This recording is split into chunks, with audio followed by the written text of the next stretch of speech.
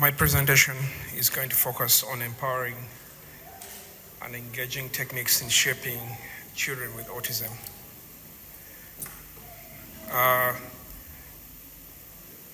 The presentation is targeted towards parents and those that could be running centers for children with autism.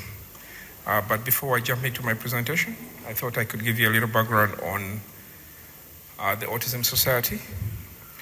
Our vision is to unite organizations, government agencies, and individuals that work to address the needs and services for those affected by autism. Our mission, the Autism Society operates as an association of organizations working for those affected by autism. In Uganda, the prevalence is at 70 out of 10,000.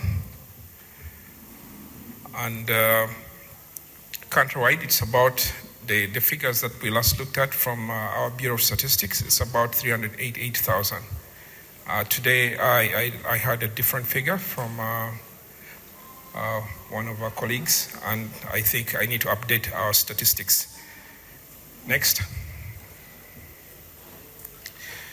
So, in terms of defining empowerment in the context of autism for children, I'm going to look at three definitive principles. Empowerment as enhancing autonomy, recognition of individuality, and building confidence and competence. Essentially, I want to focus on, in terms of enhancing autonomy, the issues that surround building independence for children with autism. And then in terms of recognition of individuality, I want to focus on issues related to appreciating uniqueness. And then building confidence is about focusing on the strengths of the children. Let's proceed. So the ideas I'm sharing here are based on learnings from our experiences through one of the organizations that we run, but also through our partners in the Autism Society.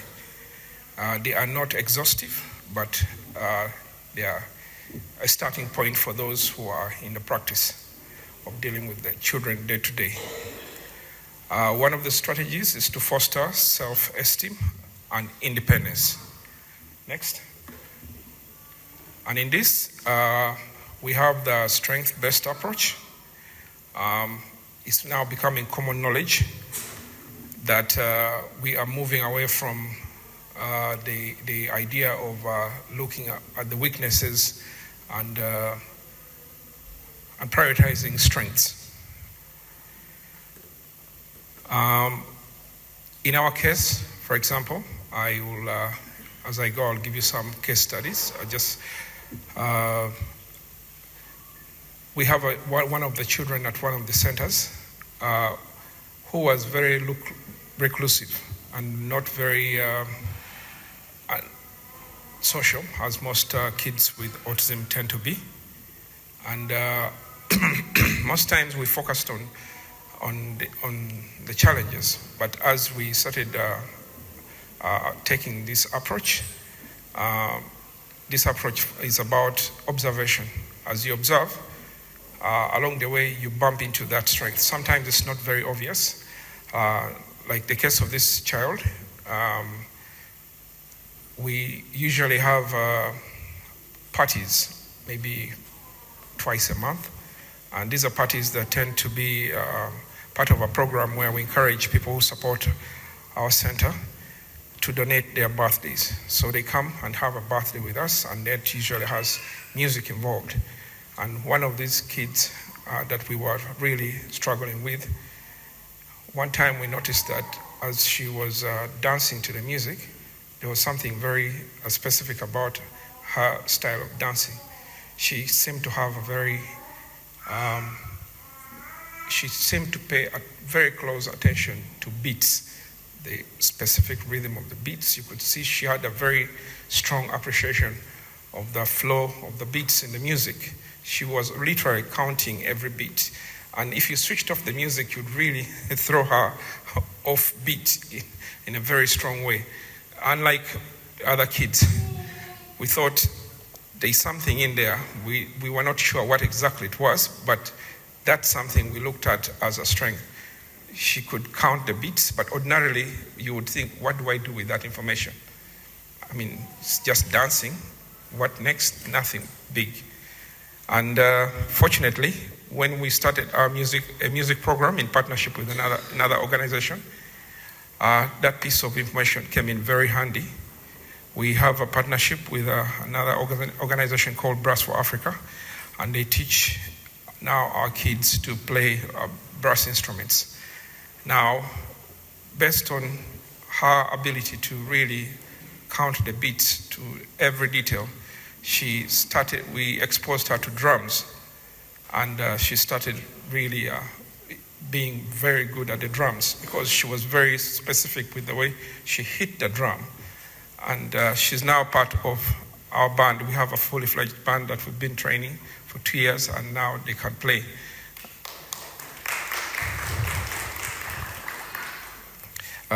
Second point on focusing on self-esteem is teaching of life skills. This is also usually a very hard area when you're teaching life skills, because we know the children are very different, and what they pay attention to varies strongly. However, life skills are a standard part of preparing children for independence, such as personal care, money management, even just the appreciation of what is money, what is its purpose, and how that fits into enabling them to appreciate social skills. We also focus on choice-making opportunities. Allowing children to make choices in their daily activities is one of those techniques. What happens here is there are things that we take for granted, such as even just choosing food. One would assume that when you give children food, it's the same for everyone. But as we notice often, there's a need to give children more opportunity to make choices so that they can take more control of their lives and prepare them for a stronger foundation for choice making. Let's proceed next. Another technique is the use of positive reinforcement. Next. Reinforcement techniques, for example, utilizing behavior, desirable behavior. One of the techniques we use at our center is praise, rewards. We maintain small containers full of snacks, and these snacks are usually kept according to the preferences of each of the children. The one that likes popcorn will have a container full of popcorn. The one that likes sugarcane will have something. So usually as they go about their day-to-day lives and they are picking up on the behavior that we're encouraging them to take on, we're always very quick to run and say, here's a reward for repeating this action. And then, of course, that is followed with praise and praise and praise, so that they try to remember that, oh, that was a good thing. If I do that more often, more of the goodies come, and it's a positive thing. So it's a sort of token system that we use in terms of reinforcing behavior. And another technique is trying to push for consistency and predictability. In terms of that, the idea here is to try and not break routines, because most of the children tend to, as we know with autism, they tend to hate breaking routines. And the more you apply all these techniques in a more consistent manner, you tend to get better results. If you are random with the techniques, then they lose track. But if they know that they expect this every evening, for example, our snack game usually happens in the evening. So they know if I'm on my best behavior and I'm doing this and that, usually the snacks tend to come in the evening. So consistency works very well. And then again, individualized reinforcement is also very important. For example, we have one of the kids who really hates bananas, but all the kids, the rest of the kids, love bananas. So as you reinforce these techniques, it's very important that you also individualize them. So which means a lot of observation on who prefers what, and then you keep this consistency and the reward system in a very individualized way. Next. Then we have engagement techniques. These are techniques that push for socializing. For example, enhancing learning is one of the techniques. In enhancing learning, we tend to use techniques that work with that are more engaging. If a child gets distracted very easily, sometimes we get frustrated with the distraction, but sometimes the distraction is the source of is the path to where you want to go. For example, if they are trying to learn something, but every time they are trying to learn something, they are picking interest in a toy or something else, then we try and combine that toy or that thing that they are interested in that is distracting them and bundle it with the learning so that it's more engaging, so that now the attention that was going elsewhere stays with you, but instead you layer it as part of your package. Then, for example, on social skill development, we tend to focus on learning that brings them in, creates an environment for socializing. For example, in a lot of our classes that involve teaching creativity, instead of giving individual tasks, we group them and they'll paint together. They'll do a lot of things together as if it's just fun. And in doing things together, the ones that were previously, say, reclusive, will be more interested in working together, because the thing that they enjoy to do is also part of the learning they are doing. One of our popular programs is the brass band. Many of the kids, when they started out, they really had nothing much that could get them to socialize. Everyone was doing their own thing. But for some reason, the band became that fun thing that they do together, and they enjoy a lot, but at the same time, they are learning.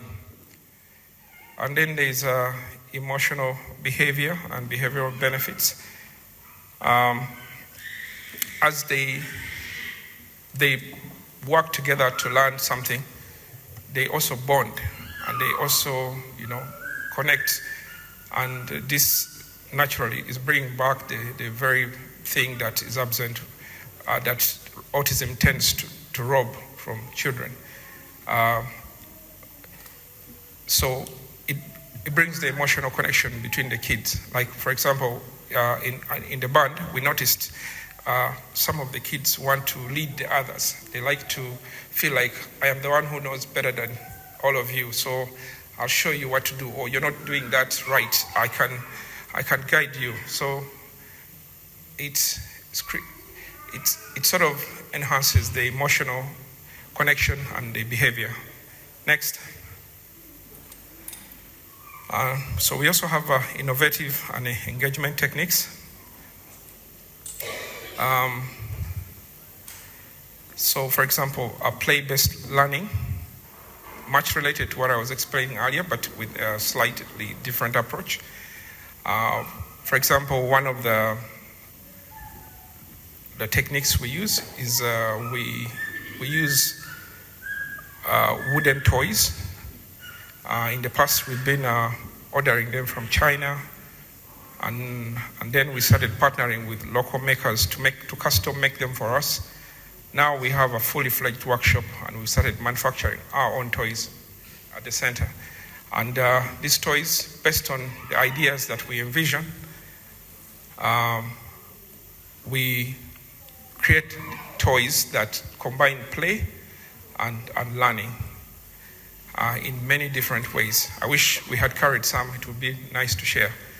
But anyone interested, I would be happy to show pictures, and if you're interested, we could be able to provide them.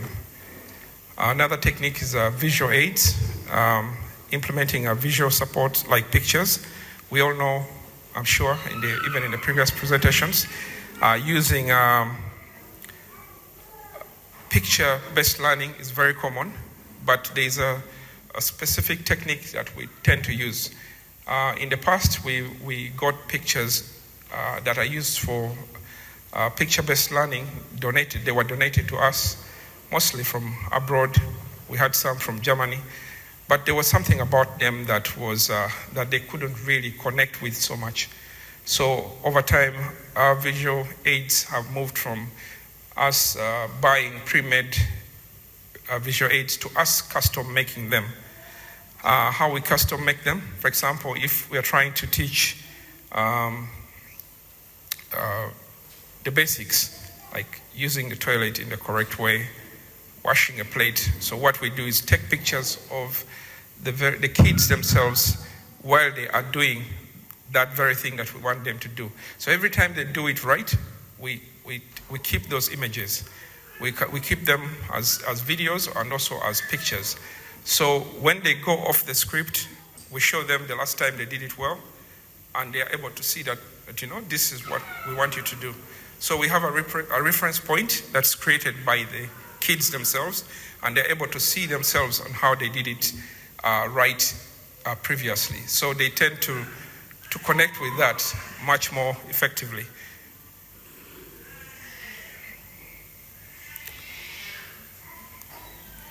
So we also have sensory activities that's incorporating sensory play that aligns with the child's sensory preferences. At the center, at our center, we work a lot with, most of the tools that we use, we build them ourselves, and they were built based on observation with what the kids were interested in. Like one of the kids at some point would always keep scooping soil in the compound and digging holes. So over time, we started making a cleaner version of that, using sand and dry, clean sand that pours in a very neat way. And this stimulates, their senses and gets them engaged, but in a way that is even more effective than where their initial ideas came from. Next.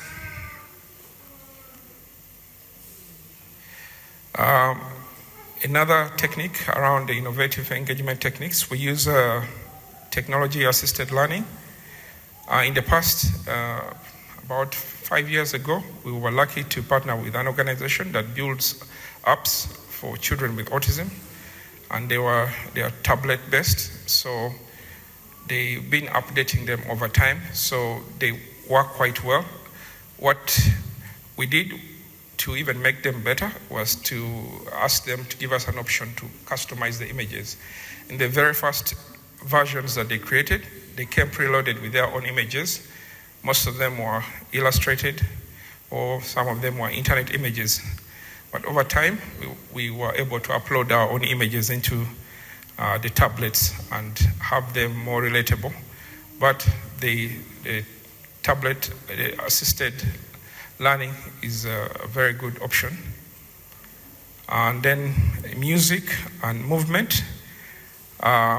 Like I mentioned earlier, we run a brass band, but we also notice music as a subject in itself is a very wide creative technique that has so much room for innovativeness. You could teach dance, you could teach singing, you could teach instrument play. So the possibilities are very many. We are just scratching the surface now, but there are so many ways that you could explore music, because music speaks to the heart much faster than anything else, not just to the ears. It has a way of engaging more than almost anything else. Then social stories and role play. We often pair the children with the other children who are a bit more, who are slightly smarter than the others.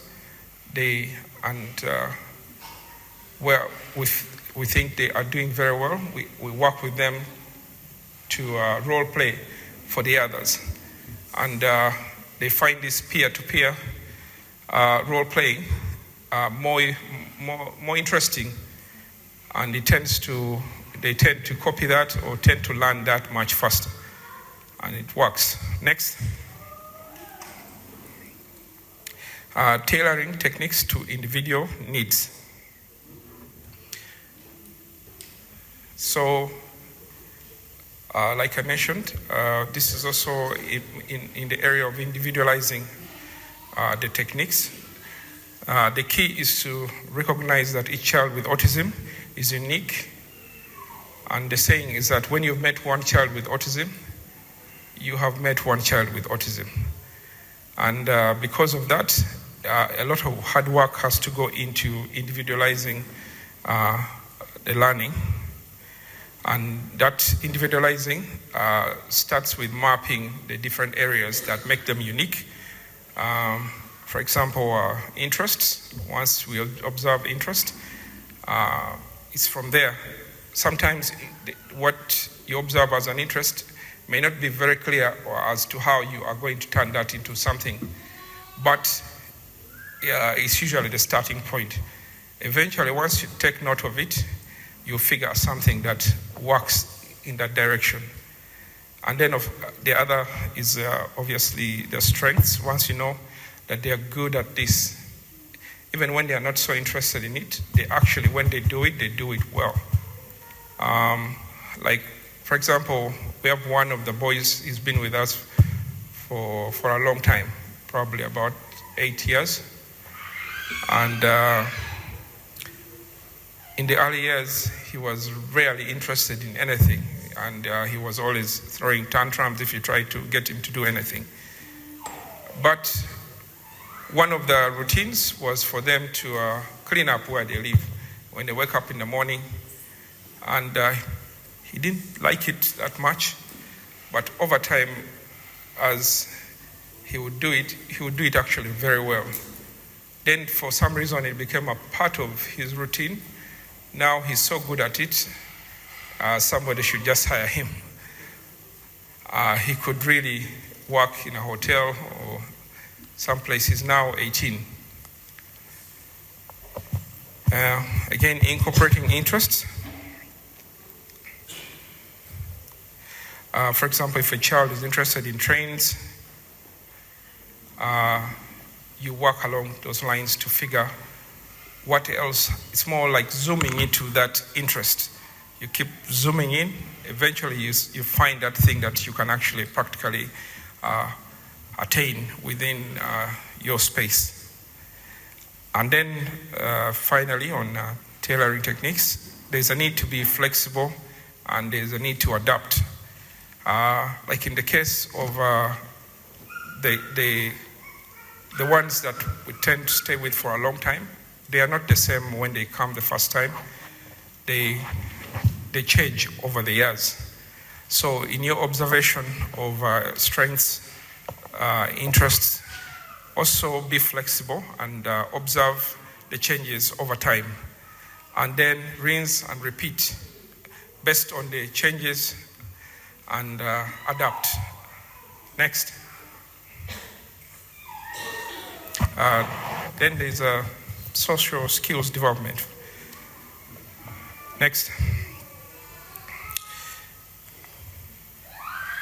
Modeling and role-playing is one of those really strong areas for developing social skills. For example, demonstrating behavior. Sometimes it's very hard to do it without demonstrating. So we do this by sort of building short scripts around specific behavior. And that's why I was pointing out about social scripts. For example, if it's something as simple as closing the toilet after, you'd have to capture that bit in detail and be able to have someone do it again and again until they pick it up, including the words that go with it. So typically we have a long list of these and put them on a loop until they become a part of the routine. And eventually it just works like what we would say normal. There is also doing that via video modeling, like I mentioned. When you show videos of how it's done right, they tend to pick that up also much faster. It's much easier than trying to get someone to role play, because then you can just put it on the screen and it keeps showing. So if you've role played, maybe you could film the role plays. In situations where you can't do them practically, you can just show what you have filmed in the past. Next. Additionally, to improve social skills, it's a good idea to have a lot of group activities and peer mentoring. Engaging children in group activities and games also works very well, and it's one of the most popular because it's the one that addresses the antisocial behavior, and it tends to solve that. And then there's peer mentoring.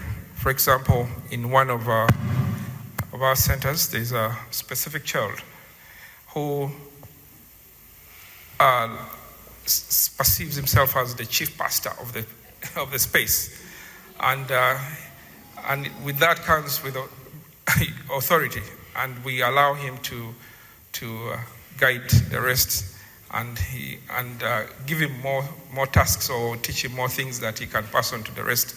And he has Down syndrome, and he has speech. Thank you very much, I'm out of time. Thank you very much, sir. Your time is up. Thank you. Time is up. Thank you very much. Let's put our hands together to appreciate our speaker for today. As he receives, please move forward.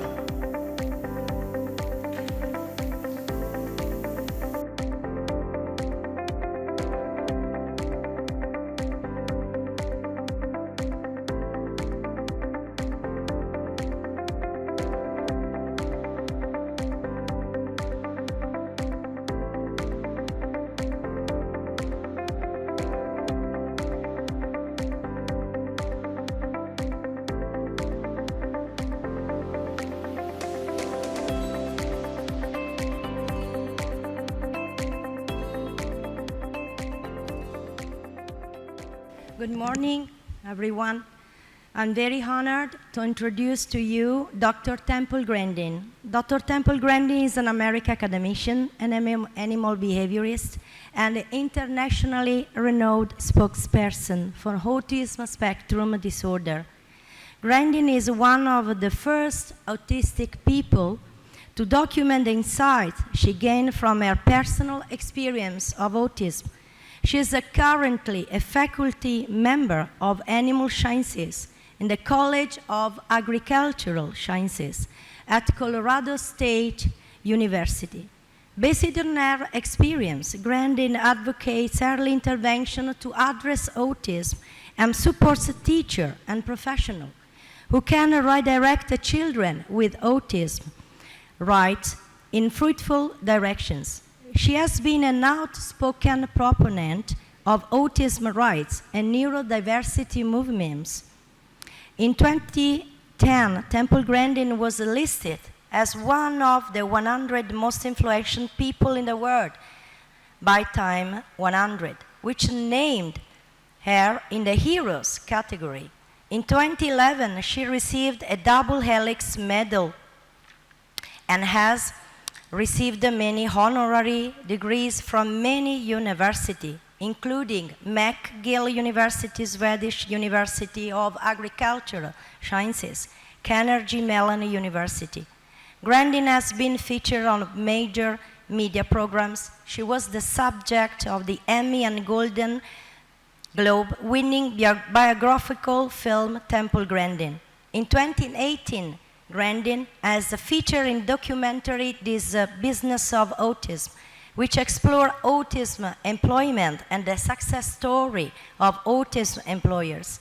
She has been written up in Time magazine, People magazine, Discover magazine, Forbes, and the New York Times. She is best known for designing the Hug Machine, which is a deep depression gadget planned to calm extremely sensitive people, ordinary people with autism. Temple Grandin, thank you. Hi, I'm Temple Grandin. I'm a professor of animal science at Colorado State University. In fact, I've been at Colorado State University for a long time. And I have autism. I had no speech until age 4. And I was very, very lucky to get into some very, very good early education. I cannot emphasize how important it is to get little 2-year-olds and 3-year-olds who are not talking into therapy. And if therapy is not available, then you get grandmothers to work with the child. Get grandmothers that know how to engage that child. Teach them how to take turns at little games. Let's say the kid's lining up blocks. Then have the child take turns with you lining up the blocks. Also, you want to teach speech. I want to give you a hint. Slow down when you talk to these kids. Slow down and give the child time to respond.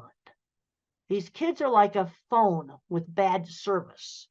You have to wait for it to download the web page. That's how these kids are. So I want to work on speech, turn taking at games, and then skills. Things like washing your hands, brushing your teeth, putting a shirt on, basic skills. And if you're getting good progress, the kid should like going to therapy. The child should enjoy therapy. And if therapy is not enjoyed, then you're pushing them into sensory overload. But I cannot emphasize it enough. You have little 2- and 3-year-olds that are not talking. You must start working with them now. Absolutely now. Now, my very first slide shows a picture of me teaching my class. I'm a college professor. And there's been a lot of issues about identity recently. And my identity is my career. I'm now 76 years old. I've taken my speaking engagement money and paid to put graduate students to the university. I have 3 that are now professors. Very proud of them. And so becoming a successful university professor and designer of equipment has really made my life worthwhile. The next slide talks about brain variability. Autism is a continuous trait. You can go from slightly awkward and nerdy to somebody who's nonverbal. It may have severe epilepsy and mobility issues. It's a very big spectrum. And a brain can either be sort of more cognitive and thinking, or a brain can be more social, emotional. And in the mildest forms, it's a personality variant. The other thing I want to warn you about diagnosis is over the years, doctors have changed the diagnosis. Back in the 1980s, to get an autism diagnosis, a child had to have a definite speech delay. And then in the early 90s, you get the Asperger's where it was autism, no speech delay. And then in 2013, they merged it all together. And that's really made diagnosis difficult. But if you have a child that's not speaking, you need to be working with them. And if they don't gain speech, then what you need to do is give them a way to communicate. And one of the simplest things you can do is have them just type on a tablet using a text messaging program. There's lots of old tablets around, and that can be used as a communication device, or a picture board where they can point to things, or sign language. But if you can't get the child to talk, quickly, then you've got to give them a way to communicate, because not being able to communicate is so frustrating. I can remember screaming when I couldn't tell my mother I didn't want to wear a hat. It was the most frustrating thing. Now, in the family histories of people who are autistic, you often have a lot more scientists and computer people. And then if you have bipolar, then you have more people in the arts. Now, a lot of famous people probably were autistic. Thomas Edison is shown on the next slide. He probably was autistic. And on my next slide, Einstein is shown. He had no speech until age 3. He would be in an autism program today. And he was one of the most brilliant mathematical geniuses of all time. Now, the next slide shows a picture of a launch pad. I am a real NASA geek. I really love this outer space. I wanted to go into aeronautics, but I couldn't do the math. But I love outer space. I got to visit this launch pad. Really, really cool. But there were a number of people working at NASA on things like building a launch pad and designing control rooms. They're autistic or dyslexic.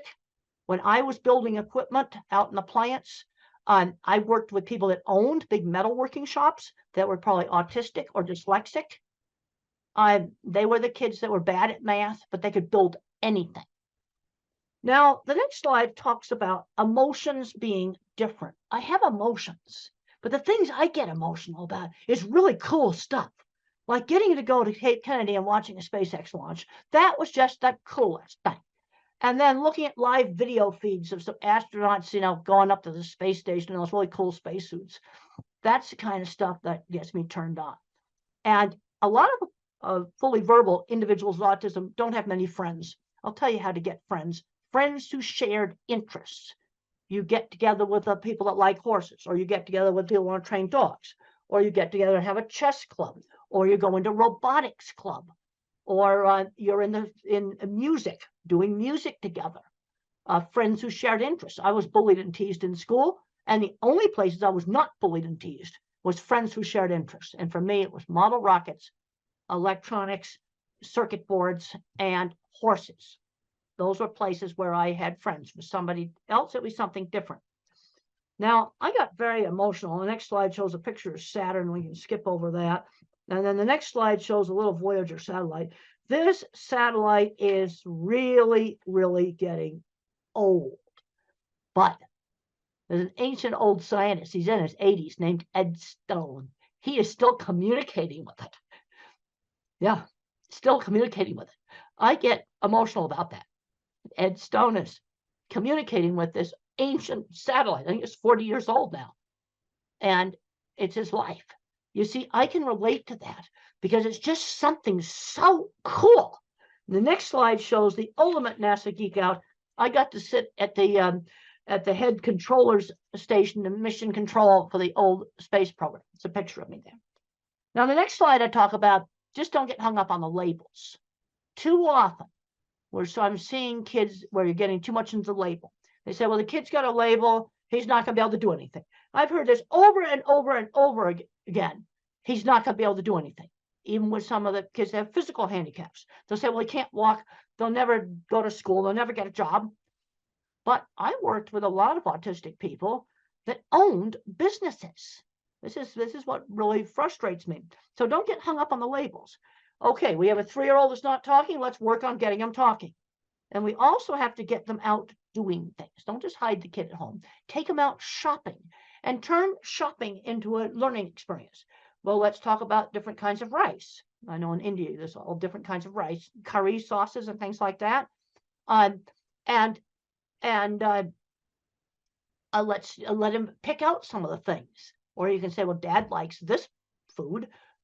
Go get it off the shelf. Turn it into kind of a turn-taking game. Get them interacting, getting them to help with chores in the house. Now, I have grandparents. On the next slide, grandparents come up to me all the time, and they discover they're autistic when the kids get diagnosed, and they would be the milder type, probably with no speech delay. And where that diagnosis really helped that adult is it helped them with their relationships. That's where it really, really helped them. Because then I had a lady come up to me at the airport, and she said to me, well, that my book, Thinking in Pictures, helped her understand her engineer husband. There's my book, Thinking in Pictures, my old autobiography, Thinking in Pictures. She now understood her engineer husband, who now that she had found out that about autism. You know, these kind of things are coming up all the time. But I'm seeing too many kids today ending up playing video games all day, and they're not doing anything else. They're not working in the video game industry. And I don't recommend the video game industry because a lot of that work's going to get replaced by artificial intelligence. I'll tell you the work that's not going to get replaced. Kinds of stuff that I did. Fixing motorcycles. That's not going to get replaced. AI is not going to do that. Hands-on jobs, a nurse, somebody who's a very good motorcycle mechanic. That's not going to get replaced by AI. And since I've been traveling really heavy now, I'm seeing lots of elevators that need fixing. And AI is not going to fix elevators, and elevators are not going to go away. So I'm going to tend to really emphasize the hands-on jobs, because those are the jobs that AI will not take out. It's going to take out some programming jobs. Now, the next slide shows me standing in front of the vehicle assembly building. And I got really, really, really emotional, because that's the most fantastic thing that us old folks did, was go to the moon. And the next slide shows pictures inside the vehicle assembly building. And I got on the roof, and I found out later on I wasn't supposed to be on the roof.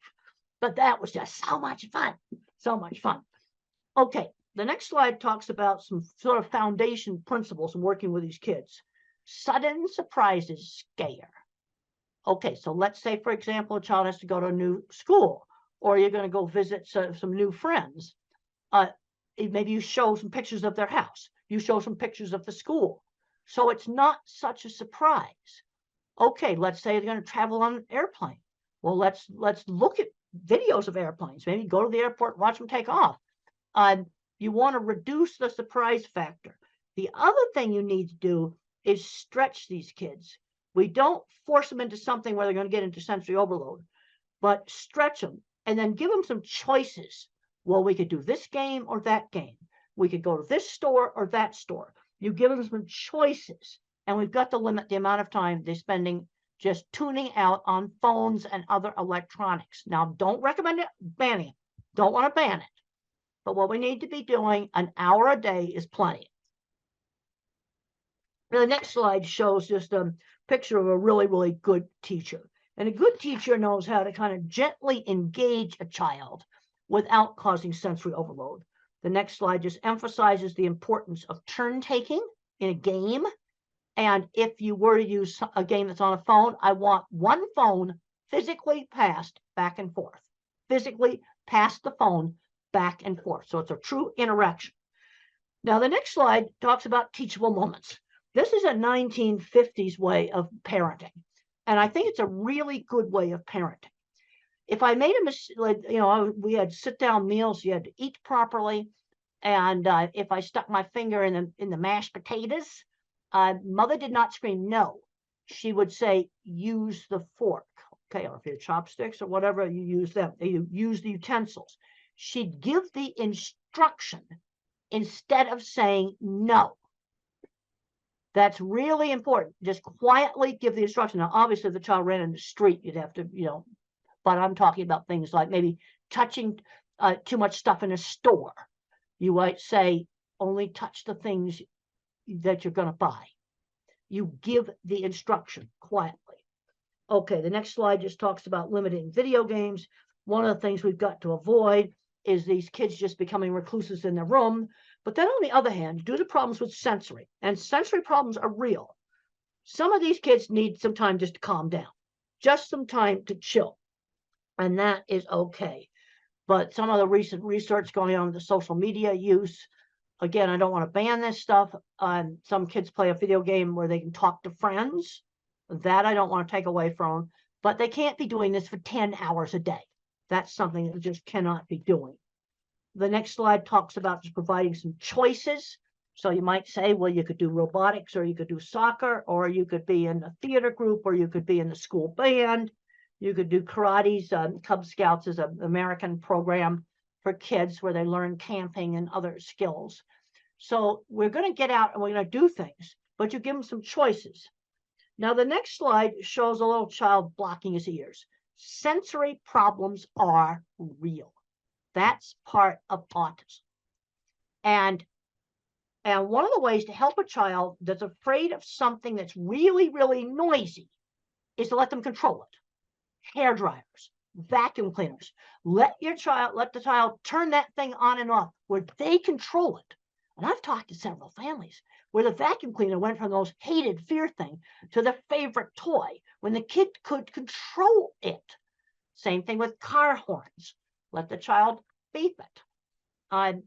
Now, if some kids wear ear protectors all the time to block out sound, if you wear those all the time, sound sensitivity will get worse. That is something you do not want to do. But to give you control, you can have those headphones with you all the time. Have them with you. They can be around your neck. They can be on the top of your head. Have them with you. And then you only wear them when you get in a really noisy place like the train station. Okay, so if something really noisy like that, you wear the headphones. But the rest of the time, you have them off. But you have them with you. You see, this control is so important. And then another thing we have to be looking at is problems with flickering on LED lights. Some LED lights flicker. I just found out one of my students who's not autistic, but sensitive, that our beautiful new lecture hall has lights that flicker. In new construction, let's try to not build that. Let me tell you how you can find them.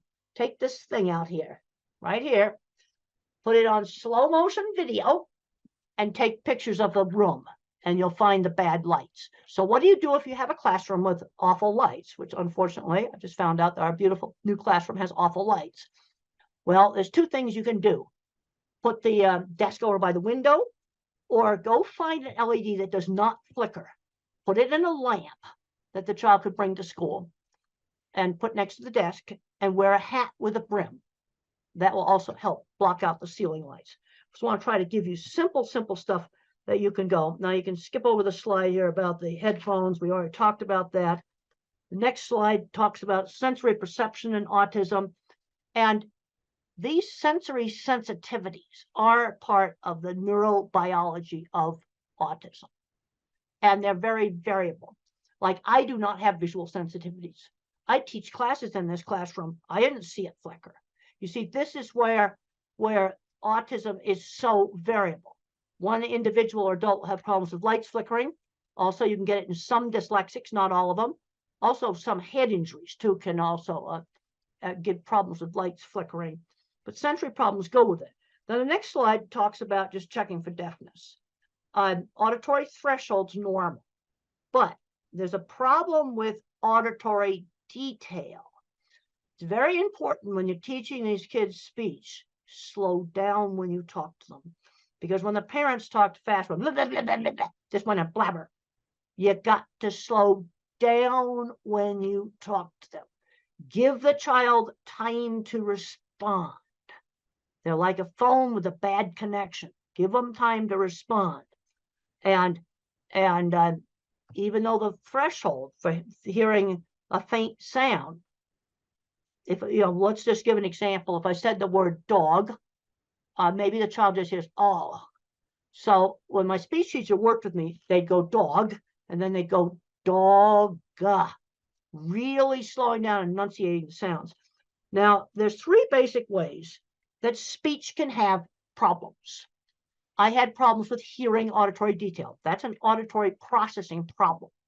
Then I had problems with getting my speech out, almost like a stutter. But now the next slide just talks about echolalic kids. Echolalic kids are the ones that will recite TV show and movie scripts, things that they've listened to over and over and over again. But the problem is they don't know what the speech means. They don't know what it means. So what you have to do is find some lines from that movie that you can put in a real situation. I was just up in Canada, and a teacher told me that this little boy sung on Yellow School Bus, something he'd heard, Yellow School Bus. And I said, that's an easy one. When you go out to the school bus, which happens to be yellow, you say Yellow School Bus, that line from the script, just as you're going up to the yellow school bus. And you've taken that out of the script of some, kids program thing that they've played over and over again. And then it tends to be something they've played over and over again that they pick up these lines from. The next thing I talk about is attention shifting slowness. You see, if you're a phone with only one bar of service or a computer with a very small processor, it's hard for me to multitask. It's hard for me to switch attention back and forth. This is why multitasking jobs can be so difficult. Like a busy takeout window or a very busy restaurant where they just have to dish out a lot of orders all at once. That would be a problem. The next slide shows it's an old study done by Ami Klin with some of the very early eye tracking software. And they watched a movie called Who's Afraid of Virginia Woolf, an old black and white movie. But look at how many times the normal person looked back and forth between the eyes. There's nothing in this paper about attention shift. It's all about social. The normal person looked at the eyes. But I looked at this, the autistic's trying to read lips in the mouth, and look at how many times the so-called normal person has shifted attention compared to the autistic. This is the best picture I have gotten, this ancient old paper on attention shift. Now the next slide just shows a thing that I did on a childhood assignment when I was 5 years old, that I was so frustrated. And I was supposed to mark the pictures that began with the letter B. B as in beautiful. I knew my alphabet, and I marked a suitcase as a B for bag. And they didn't give me time to explain that in my family, we called them bags. And that was so frustrating because I understood the B concept. The next slide shows how some people that have visual processing problems can actually have images break up. And this is a slide from some of the people with migraines also have some of the similar things. The next slide just shows some video interference that might be kind of give you an idea of what the individual very severe visual processing problems might have. And if you're working with nonverbals, there's some really good books like Tito Mukhopadhyay, he's from India. How Can I Talk If My Lips Don't Move? It's a great book. And he describes problems with sensory scrambling, visual scrambling, and problems with motion. The next slide shows an escalator. And children with visual processing problems or adults with visual processing problems often hate escalators. Another thing that they'll complain about is the print jiggling on the page when they read. The next slide just shows that. It shows the print jiggling on the page. Now, I want to make it very clear. This does not explain all dyslexia. It only explains some dyslexia. Okay, the next slide shows some simple things that you can use. Try printing the homework on different pale colored papers. Now, this is one of my children's project book, Calling All Minds. And look at how it gets some nice light blue there. Like try printing the homework on the real pale, light colored paper. Try maybe pale green, pale tan, pale lavender, pale purple. I've seen this really work. Experiment with different fonts on the computer. Experiment with different backgrounds. And that may work. It only works on a subgroup. And then I already talked about using the light to block out some of the bad lights. The next slide just talks about very severe sensory problems. Extreme efforts required to screen out background noise. For example, if I'm in a noisy restaurant, very hard for me to hear. And I also have problems with fast chit-chat conversations. They just go too fast for me to follow them. The next slide is the title of a paper called Environmental Enrichment is an Effective Treatment for Autism. That's the title of a paper. And what's done in this is you might hold a warm cup and then smell maybe cinnamon. Okay, so you're stimulating two senses at the same time with a lot of emphasis on touch and smell. Or you might listen to music and hold a cold water glass. You know, very simple things. And what you're doing is always changing those things. And it has some efficacy. It's actually a evidence-based method as an adjunct. It doesn't replace speech therapy or something like that. Next slide are some of the really best books written by individuals who do not speak, but they have a good brain inside there. And my favorite is the one from India, Tito Mukhopadhyay, How Can I Talk? My Lips Don't Move? It's my absolute favorite. It's available on Amazon as an ebook. These are all available on Amazon in ebook format, which makes them easy for you to get. And if you're working with a child that does not learn to speak, these books, you must read these books. You know, they're wonderful books, and you'll really understand. The next slide just shows some brains. And the thing is when you hear a word, you see a word, think about it, different parts of the brain turn on. Now, where we've got a problem in the brain is lots of times with the interdepartmental communication between these different parts. The next slide just shows, next two slides just show some really cool brain scans that were done on me of the interconnecting circuits. And then we can go down to one that says axon projection field much less organized. One of those is mine, and the other one is a so-called normal one. And this explains why I had problems with expressive speech. I had less fibers for speak what I see. The next slide just circles the less fibers. And then on auditory, I got just a little tiny one. I'm not auditory. The thing I can't emphasize enough, it's showing in the next slide, there's a three-dimensional drawing drawn by an autistic child, develop the kid's strengths. And this is something I really emphasize in one of my newer books, Visual Thinking, The Hidden Gifts of People Who Think in Pictures, Patterns, and Abstractions. Work on the strengths. So how do you figure out what a kid's strengths are? Well, visual thinkers like me like to build things, and we like to do drawing. Art and mechanics, those two things go together. You might have another kid who's mathematical, then move that kid ahead in math. Or another kid that loves verbal facts. These are history lovers. And move them ahead in the thing that they're good at. The next slide just talks about my ability in art was always encouraged. And I was encouraged to do lots of different art, because a lot of these kids just want to do the same anime character over and over and over again. And people get bored with that. No, we need to be broadening it out. I would draw a horse head. Let's draw the whole horse. Now, the next slide just shows how I see movies in my head. Everything I think about is a picture. Where the mathematical mind thinks in patterns, I think in pictures. Also, really pay attention to detail. I've got a picture there of eclipse shadows through a tree. And being a visual thinker, somebody who really thinks in pictures, this was really an asset for me in animal behavior, because I looked at what the animals were looking at. That's what I did. Other people couldn't, that think in words.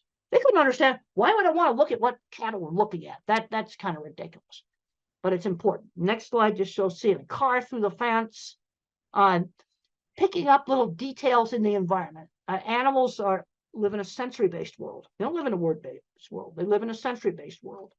Next slide just talks about some things that have been learned about autism on auditory capacity, much really good pitch discrimination, hearing unexpected sounds.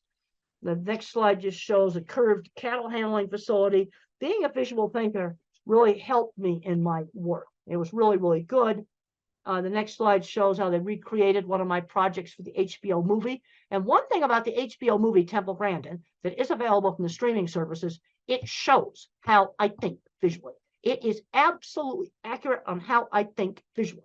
Next slide just shows starting my career in construction and design. And mentors are important. My mother, my speech teacher, my third grade teacher. I had a great science teacher who encouraged me and got me interested in studying. And then there was a man named Jim Uhl who saw my skills and mentored me in getting my business started. And the next slide just shows one of my drawings. One of the things I learned is when you're weird, when you go for an interview, I would just show off my drawings. I would just show off my work. Here's some right here that I like to show off on Zoom. I would simply show my work, show the portfolio, rather than just trying to do the interview. The next slide just talks about showing the portfolio. I would show off the work. Or if if somebody's really good at a lot of computer stuff, they might show off a computer they built or show off some programming they did. Sell the work rather than yourself. The next slide just shows big, complicated piece of equipment. Yes, I worked with people that had autism that built these things.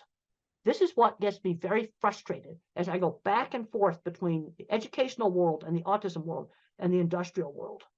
We have a big issue right now with skill loss. We don't have anybody to fix the elevators. They're in the basement playing video games on an autism diagnosis. Next slide just shows some people looking at it, and just mentioned that there was a lot of autistic people that I worked with that owned shops. But one of the mistakes that's been made in a lot of countries is taking the hands-on classes out. And I discussed this in my book on visual thinking. It's one of the things I discussed in my book, Visual Thinking. I discussed, the skill loss we've got on taking those hands-on classes out, because that person that's super good at fixing that elevator may not be very good at algebra and math. I still never passed an algebra class. Now, I didn't know that I thought visually until I was in my late 30s. And I'm going to show you how I found out. I realized this is one of the slides. I realized my thinking was different when I asked people to think about church steeple. Okay, why did I pick that out? Because it's something prominent in the environment that you don't own. Most people could see their own car or maybe see their own house if I ask them about it. So I say, think about a church steeple. How does it come into your mind? Now, visual thinkers like me see them come up as individual pictures and name off where they're located. Where somebody that is very, very verbal may just see two lines. This was a shock to me. They might just see two lines like that. That's all they see. And then these flash into my mind like Google for Images. I've got a whole bunch of slides here showing off individual churches. And then you've got different types. You've got great big cathedrals. You've got small. I can then, as I see more of them, I can sort them into like chapels versus cathedrals. And then I get into some slides that show that I have a huge visual thinking circuit in my brain. Huge. That's why I'm a visual thinker. Okay, then in other countries, instead of steeples, you can just use mosques. Same thing. It's out there in the environment. You can see the minarets. They're different. I've looked at them. They're different. Be the same thing. But it's not something that most people pay attention to the same way they would their own. They'll think about a house. Then you might see your own house. That's why I don't ask house. So I got two slides there showing my big visual thinking circuits. Then I got a slide where it shows like working memories pretty well shot. This brings up another accommodation that can save a lot of jobs. And it says, use a pilot's checklist. The slide that says that. I cannot remember long strings of verbal information. Let's say it's something simple like cleaning the ice cream machine at McDonald's. Well, I need a checklist for the take apart steps, just like a pilot checklist. Cleaning steps, 1, 2, 3. Reassemble, put it back together steps. Because if they just go yakety yak, yak, yak, yak, yak, I can't remember. I have a terrible working memory. And I need an external working memory. And there's many, many jobs where using a pilot's checklist format would save a lot of jobs. Just let them write down the steps. And you can look pilot's checklists up online. And on for a big airliner, you might have 100 items on the checklist. They don't throw 100 items at the pilot. It's chunked, pre-taxi, pre-takeoff. It's put into different parts of the flight. That'd be similar to take the ice cream machine apart, then clean it, then put it back together. But there's a lot of situations where using pilot's checklists would save a lot of jobs, because employers will go, oh, I'm going to show them how to do that. He's stupid. Well, this is where I need that external working memory. The next slide is a super important slide on the different kinds of minds, which is a major theme in my book, Visual Thinking. And the correct name for my kind of mind is an object visualizer, because everything I think about is a picture. And the kinds of stuff that we're good at, art and mechanics, because you can see how things work. Art and mechanics, also photography, but that's what we're doing good at. Horrible at abstract math. I worked with people that owned shops that were designing and patenting all kinds of equipment that couldn't do algebra. You see, this is where the hands-on mechanical genius, it's a different kind of mind. Then you have your visual spatial. This is your pattern thinker. This is your mathematician. This person thinks in patterns. Patterns, not pictures. They're going to be your chemists, programmers, physicists, things like this, things with math. And then you have the person who's a verbal fact thinker. They think almost completely in words. And if it's an autistic person, they often love history. They often love facts about maybe sports, different sports and things like this. They'll know all of the words for all the different players and things like that. So let's look at the jobs for these different kinds of minds. My kind of mind, mechanical stuff, fixing stuff, inventing mechanical stuff, photography and art. Mathematicians, computer programming, electrical engineering, the more mathematical parts of engineering. Because one of the things I've found in working with these big food companies is that the shop people, people like me, invent mechanical equipment. The more mathematical mind has to make the refrigeration systems in a food processing plant work and make the boilers work. That stuff requires more math. So you need the mathematician mind to do engineering, but you also need my kind of mind who can't do algebra to work on the mechanical things. And then what the verbal thinkers, good jobs for them, specialized retail. There's been some really good successes in selling cars, selling specialized business insurance, selling sporting goods, where they're recognized for their knowledge of the products, you know, selling phones, and not try to sell somebody the most expensive phone, but sell them the phone that's right for them. Because where we're really falling down is on the job front, getting them into jobs. Let's start off with chores for little kids, 11-year-olds, maybe helping out at a fruit stand or, you know, some little market stall, doing a job at a community center, walking dogs for people. I want them doing something on a schedule outside the home. Really important, because the moms often tend to overprotect, is that they're legal age, they need to get a real job. And you need to just figure it out in the neighborhood. This is one thing I've noticed when I've gone to a lot of countries, there's a lot of little tiny small shops. And I drive by those shops and I'm going, oh, that little clothing store would be perfect for this autistic girl to start doing some work in. And you just set it up in the neighborhood. Mother did that with me. When I was 13, she got me a little sewing job with a local seamstress who worked out of her home. It was just something done in the neighborhood. But they've got to start learning how to do things outside the home. This is really, really important. So we start making that transition to work before they graduate from high school. I cannot emphasize this enough, because work skills are not the same skills as academic skills. Now, I was a goof around student until my science teacher motivated me to study, because being a scientist, you had to study. And I made up for like 3 years of high school where I goofed off really quickly. But I'm seeing too many kids where they're not learning how to drive. They're just not learning any skills. Okay, when I was 8 years old, the next slide talks about use a variety of teaching methods. When I was 8 years old, I couldn't read. Mother taught me with phonics. I already knew my alphabet. And she would read out loud, find a book that I was interested in. We had a book in the US called The Wizard of Oz, a really fun book. And she'd stop at an interesting place and then have me read more and more. And I very quickly learned to read with phonics. It wasn't that hard. There's all kinds of complicated stuff online. Oh, we didn't use any of that stuff. I already knew my alphabet. And I already knew the little alphabet song, A, B, C, D, E, F, G, yeah, the little song. And that has half the sounds. And I was able to learn how to read. And I very quickly went from, I was 8 years old, no reading. I immediately went up to the 12-year-old level of reading very quickly. This next slide just shows like there's kind of two ways that mathematicians kind of do things. You have the one that's all totally algebra, then the ones that are more geometric. The next slide just says if you use a Google image search and you put mathematical terms in, you can find so many great stuff. Then I've got a slide of a plant that has mathematics in it. Then I've got another slide that shows Penrose tiling. That's what Stephen Hawking used. And I really, really like what Stephen Hawking had to say about disability. Concentrate on those things. Your disability doesn't prevent you from doing well. He could do math in his head super well. Next slide just talks about getting interesting magazines and things in the school library, fractals.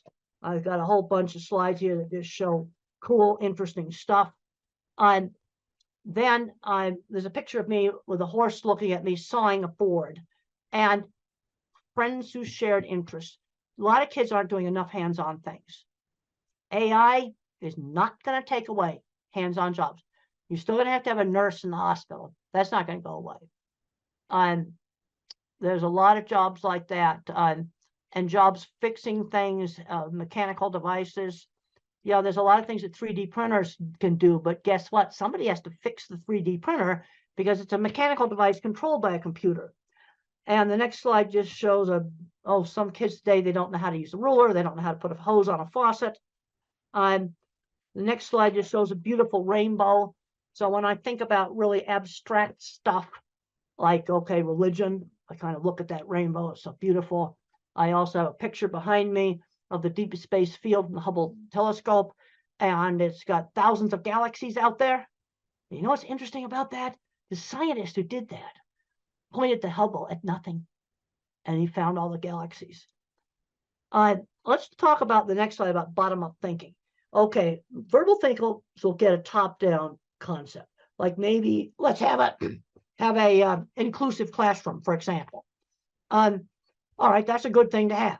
I want to see autistic kids mainstream into a regular classroom, but how do we do it? Bottom up, I'm thinking specifics. Okay, the LED lighting issue and the flickering. Bullying has got to be gotten under control. Those are two things we have to do. Using the pilot's checklists would be another thing. You see, those are specific things that you could do to make a classroom more inclusive. The next picture just shows autistic kids sorting different things in his mind. And my mind's like a spreadsheet. So when I was a little kid, I said cats are smaller than dogs. But then when our neighbors got a little tiny dachshund, she was the same size as a cat. So I had to find other features that she shared with dogs, like barking, the dog's smell, and the shape of the nose. Now, the bullies used to call me tape recorder, and I got a picture of a 1960s antique tape recorder there. And I didn't know why they were calling me that, because I'd always used the same phrases. But then as I got out and I did more and more things, then I got less and less and less like a tape recorder. Okay, teaching number concepts and generalization. Okay, count a variety of different things. Teach fractions, maybe cut up on, cookie into 4 pieces. Teach fractions. To teach concepts like up and down. If you go down the stairs, the plane went down and landed. I put this cup down. And you want to show several different examples, because if down was only related to the stairs, I think it only applied to stairs. So I've got to give different things where I use the concept of down. And then the brain pictures there just show that looking at things is more interesting than people. Yep. I get really turned on about things like the scientist who had the guts to point the Hubble at nothing, and he found everything. The other scientists thought it was stupid to waste the expensive observing time on looking at nothing. Single most important picture that telescope took. Okay, the next slide is just more stuff on friends who shared interests. We've already discussed that. And the next thing on 1950s upbringing, this is where there was some things, social things, at least in the US, were taught in a much more structured way in the 50s. Turn-taking at games, being on time. That was drilled into me. And I think we had a big, huge school clock that was this big. And every time the second hand went around, the minute hand did 1 click. I could see it. I think, and you can get these electronic ones, battery operated versions of these clocks. They still exist. Help with time.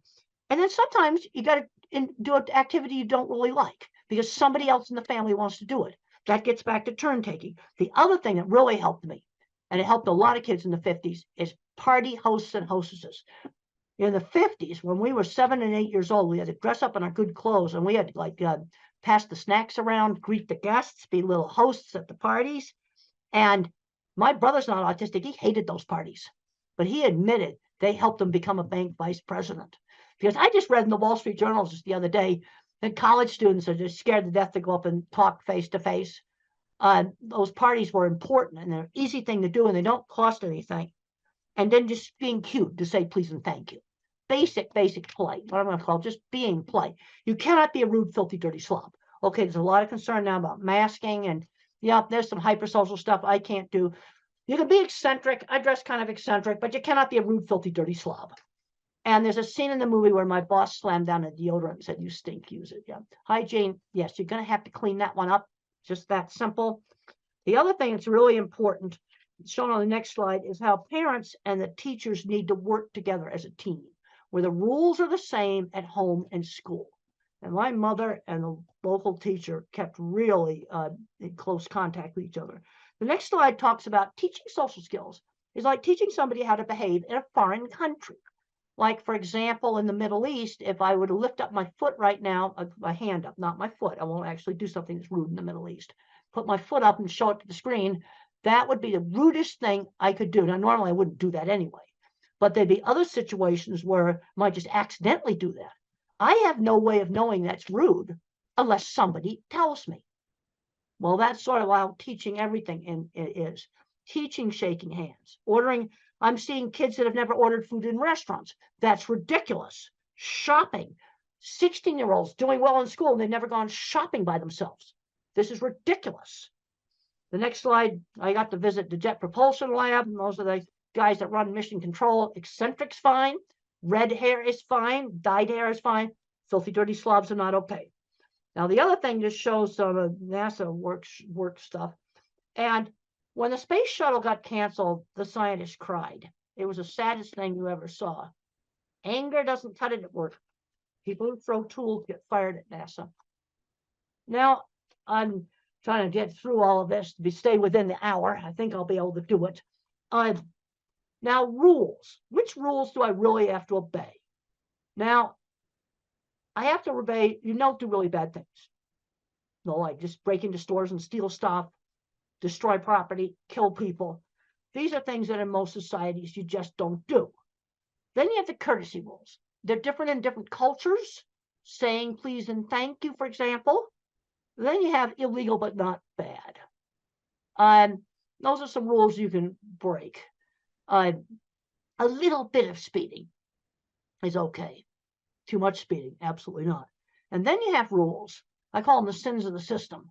These are getting so sensitive right now, I just about won't even mention them. But they're things that can get you in more trouble than the really bad things that are forbidden in every society. I mean, just wrecking property, killing people, stealing stuff. That's stuff that in every society. But these are things where I'm just going to say this list is expanded. And the penalties are really, really severe. And you don't touch these dogs. They bite hard. Don't touch them. And they're getting so controversial, I don't even want to mention them. Okay, teaching values.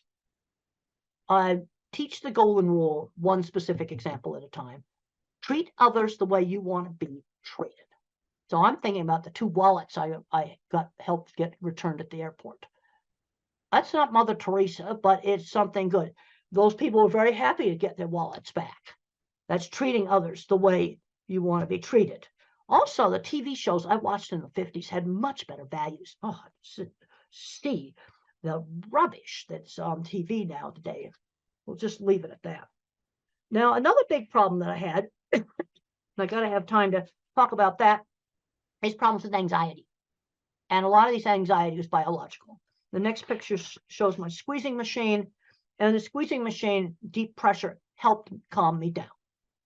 And for some individuals on the spectrum, deep pressure is really calming. I found out that my fear center was bigger than normal. The next slide. And I used to be terrified of public speaking and terrified of airplanes.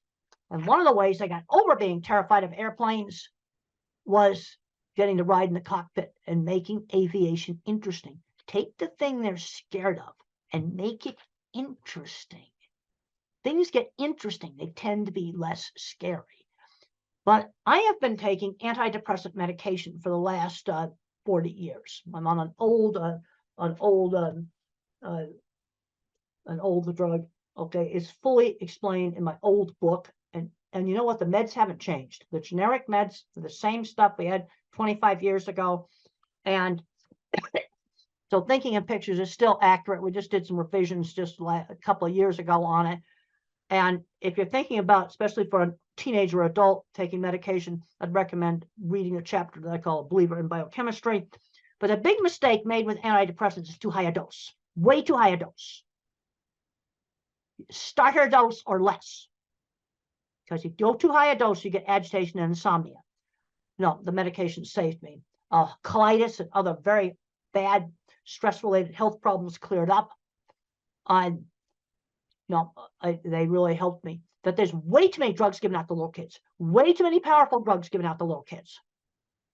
I'm taking an old-fashioned antidepressant, Prozac or fluoxetine or sertraline, that's Zoloft, or Celexa. Some of these other drugs also work well. The next slides just show a rear view of my squeeze machine and how you can do cushions for doing deep pressure on children. There's another slide there showing swinging a child. And sometimes when you swing a child or when a child rides a horse, they say their first words because of the rhythm. Another slide just shows a weighted vest. These are things you can try. They don't work for everybody. See, this is the problem. Work for some and not for others.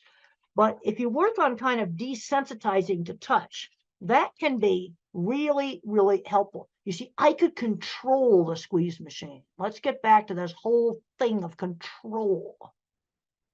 Exercise. A lot of kids aren't getting enough exercise. I got a slide in there saying I do 100 sit-ups every night. I hate every one of them. Burst of hard exercise really can be helpful. Really helpful. Then my elementary school life skills training, we talked about the party hostess. Another thing I sold candy for charity, and I was shopping by myself for little toys. I got a little allowance, and I'd buy comic books with that. But if I wanted this little toy airplane, I had to save for 2 weeks. I was learning how to save money when I was 7 and 8 years old. The next slide just shows my work experience. I had a lot of work experience before I graduated from college. This is really important. I cleaned a lot of horse stalls. I had a little sign painting business, and I had to learn how to make a sign that somebody else is going to want. And my first sign was for a hair salon. So I put shampoo lady on it from a brand of shampoo. The next slide shows an ugly shed that I made look nice. You see, I had to do work that other people would want. And the next slide shows me painting a goofy sign for the Arizona State Fair. You know how I got that job? I showed off photographs of my signs. And the next slide shows my sign painting truck. And how did I learn to drive? This is a major hurdle. It's going to take longer. You have to spend more time practicing in a really safe place, like a big stadium parking lot, a big open field where there's nothing to hit, absolutely nothing to hit. And you practice like 20 minutes a day, maybe for a couple of months, maybe for 2 months, until you no longer have to think about how to push the gas, how to work the gear shift. You've got to get that operation of the car into what's called motor memory before you do traffic. Go at it a lot more slowly. And then I just have a slide there, tasks outside the home. A whole bunch of tasks there. That might be different in different countries, but the bottom line is I want them doing a task on a schedule outside the home. And this needs to start like at 11 years old. In the US, that replaces paper routes, which we don't have anymore. Next slide just shows, Lego Mindstorms might be one activity. Then I've got a slide in there that people were impressed with my drawings. that's really important. Then I've got a bunch of slides here that show selling myself rather than showing off my work. I got a whole bunch of slides on showing off work. Talk about showing kids interesting things. The other thing on getting jobs is we need to be getting in the back door. And there's a picture in there that shows the Swift plant where I first started, and I met the wife of the plant manager. Yeah, you see, use connections. And then there's my, I was wearing this shirt that's in the Cowgirl Hall of Fame when I met them. Using, connections to get into jobs, finding mentors. I know I'm running out of time here. Gotta just rush through this. Finding mentors. My mother, my elementary school teacher. These are so, so important. And then I have a bunch of slides here that show jobs for the different kinds of thinkers. I don't think I need to read all of that to you. You can look at those. And then to finish up, I've got some stuff on medication in here. Let's try exercise before you try a drug. It's like, one of the big things that's a problem is way too many drugs are handed out like candy. That is wrong. And the medication I am on, the antidepressant, is, relatively mild medication. The other thing is try one thing at a time. So let's say you try a supplement, like a gluten and casein-free diet, for example, that helps some kids. Try one thing at a time. If you do a new school and a drug at the same time, you don't know what worked. This is just a basic thing. And no medication is going to give you 100% control of anything. Okay, now in troubleshooting behavior problems, you got to figure out, is the problem biology? Because you might have a nonverbal person that doesn't speak, and they got a stomach ache, and they can't tell you about it. That's going to make a lot of behavior problems. That's biology. Or maybe there's certain loud sounds bothering, or that's biological. Now, behavioral, sometimes you do things to get attention. The whole frustration with not being able to communicate is huge, but I have kind of a little troubleshooting list there of things to try to, especially with nonverbal clients. Then I have a list of painful things that can be wrong with a person who is nonverbal. There's been horrible cases where people have died from a burst appendix. They were nonverbal and they couldn't tell the doctors that they were hurting. And there's a whole list of things that can be painful things, and some books that it might be helpful. Okay, some of the supplements, probiotics. I take probiotics. They've helped me prevent urinary tract infections. They've worked. But I'm taking one probiotic. I'm taking one regular medication, discipramine, an old-fashioned tricyclic antidepressant, and I take one probiotic. I'm not taking pharmacies full of stuff. Let's try to figure out the stuff that works. I then have a list of the antidepressants, and in low doses, the things that they're good at is anxiety. I don't know about depression, but they work for anxiety. Low doses. And then you've got the atypicals. That's the much heavier drugs and much more side effects. Things like obesity, for example, can be a side effect, and some shaking disorder. And, you want to try to use the lowest dose that will work. Sometimes very, very tiny doses of risperidol help with sensory, but I mean tiny doses. Another low dose principle, use the lowest dose that works. And then for some of the problems with anxiety, sometimes blood pressure pills work. And I've got a slide there that has blood pressure meds on it. And then epilepsy drugs. You can sometimes get outbursts that are actually psychomotor epilepsies, and they're completely random. They can be calm listening to music and have an attack, and we treat it with epilepsy drugs. So that's kind of getting near the end of this. Look up interactions. I'm finding that, let's say you're taking 4 different medications, make sure they don't interact with each other. And you can look that stuff online. It's readily available. But there's a tendency sometimes to just, okay, we got one little problem, we just throw another drug at it. That's wrong. But on the other hand, I'm not anti-drug because I think this medication saved me that I'm on. And I write about it in this book. And even though it's 27 years old, it's still accurate because the generic stuff's still the same.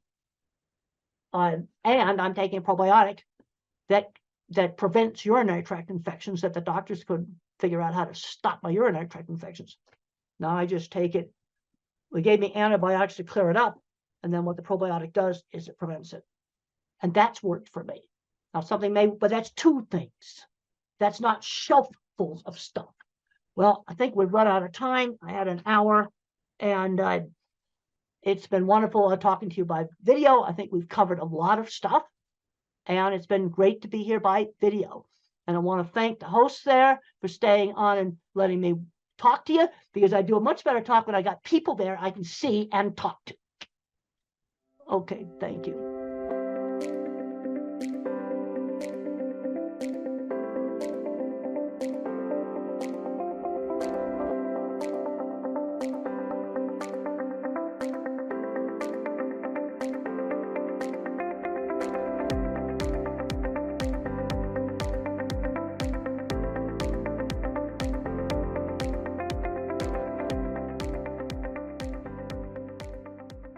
You're going to hear from 3 mothers who are having autistic children and very good professional doctors, 2 of them. So maybe I can start as a parent, and I know most of us parents here would be wondering, especially parents from Africa. So we're wondering, what are the more advanced interventional therapies, across the world? Because in Africa and in Tanzania, to be more particular, we're already used to the normal basic therapies. So we would like to know from you, doctors, what are the more advanced, intervention therapies out there? Yeah.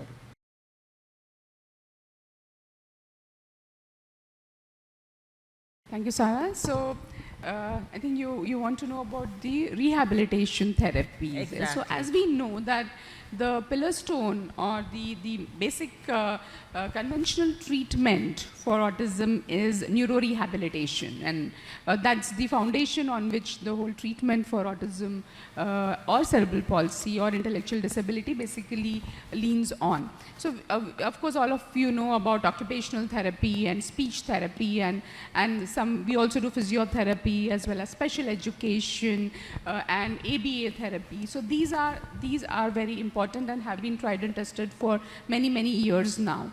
But what we also have, especially in India now, we have aquatic therapy. So aquatic therapy is, children love water, right? So basically if you make them like swim in water or do specific therapies in water, they calm down better and it helps them concentrate better, their coordination improves. So coordination is one of the major issues in children with autism. So aquatic therapy has a big role to play in a comprehensive part, as being part of a comprehensive treatment for autism.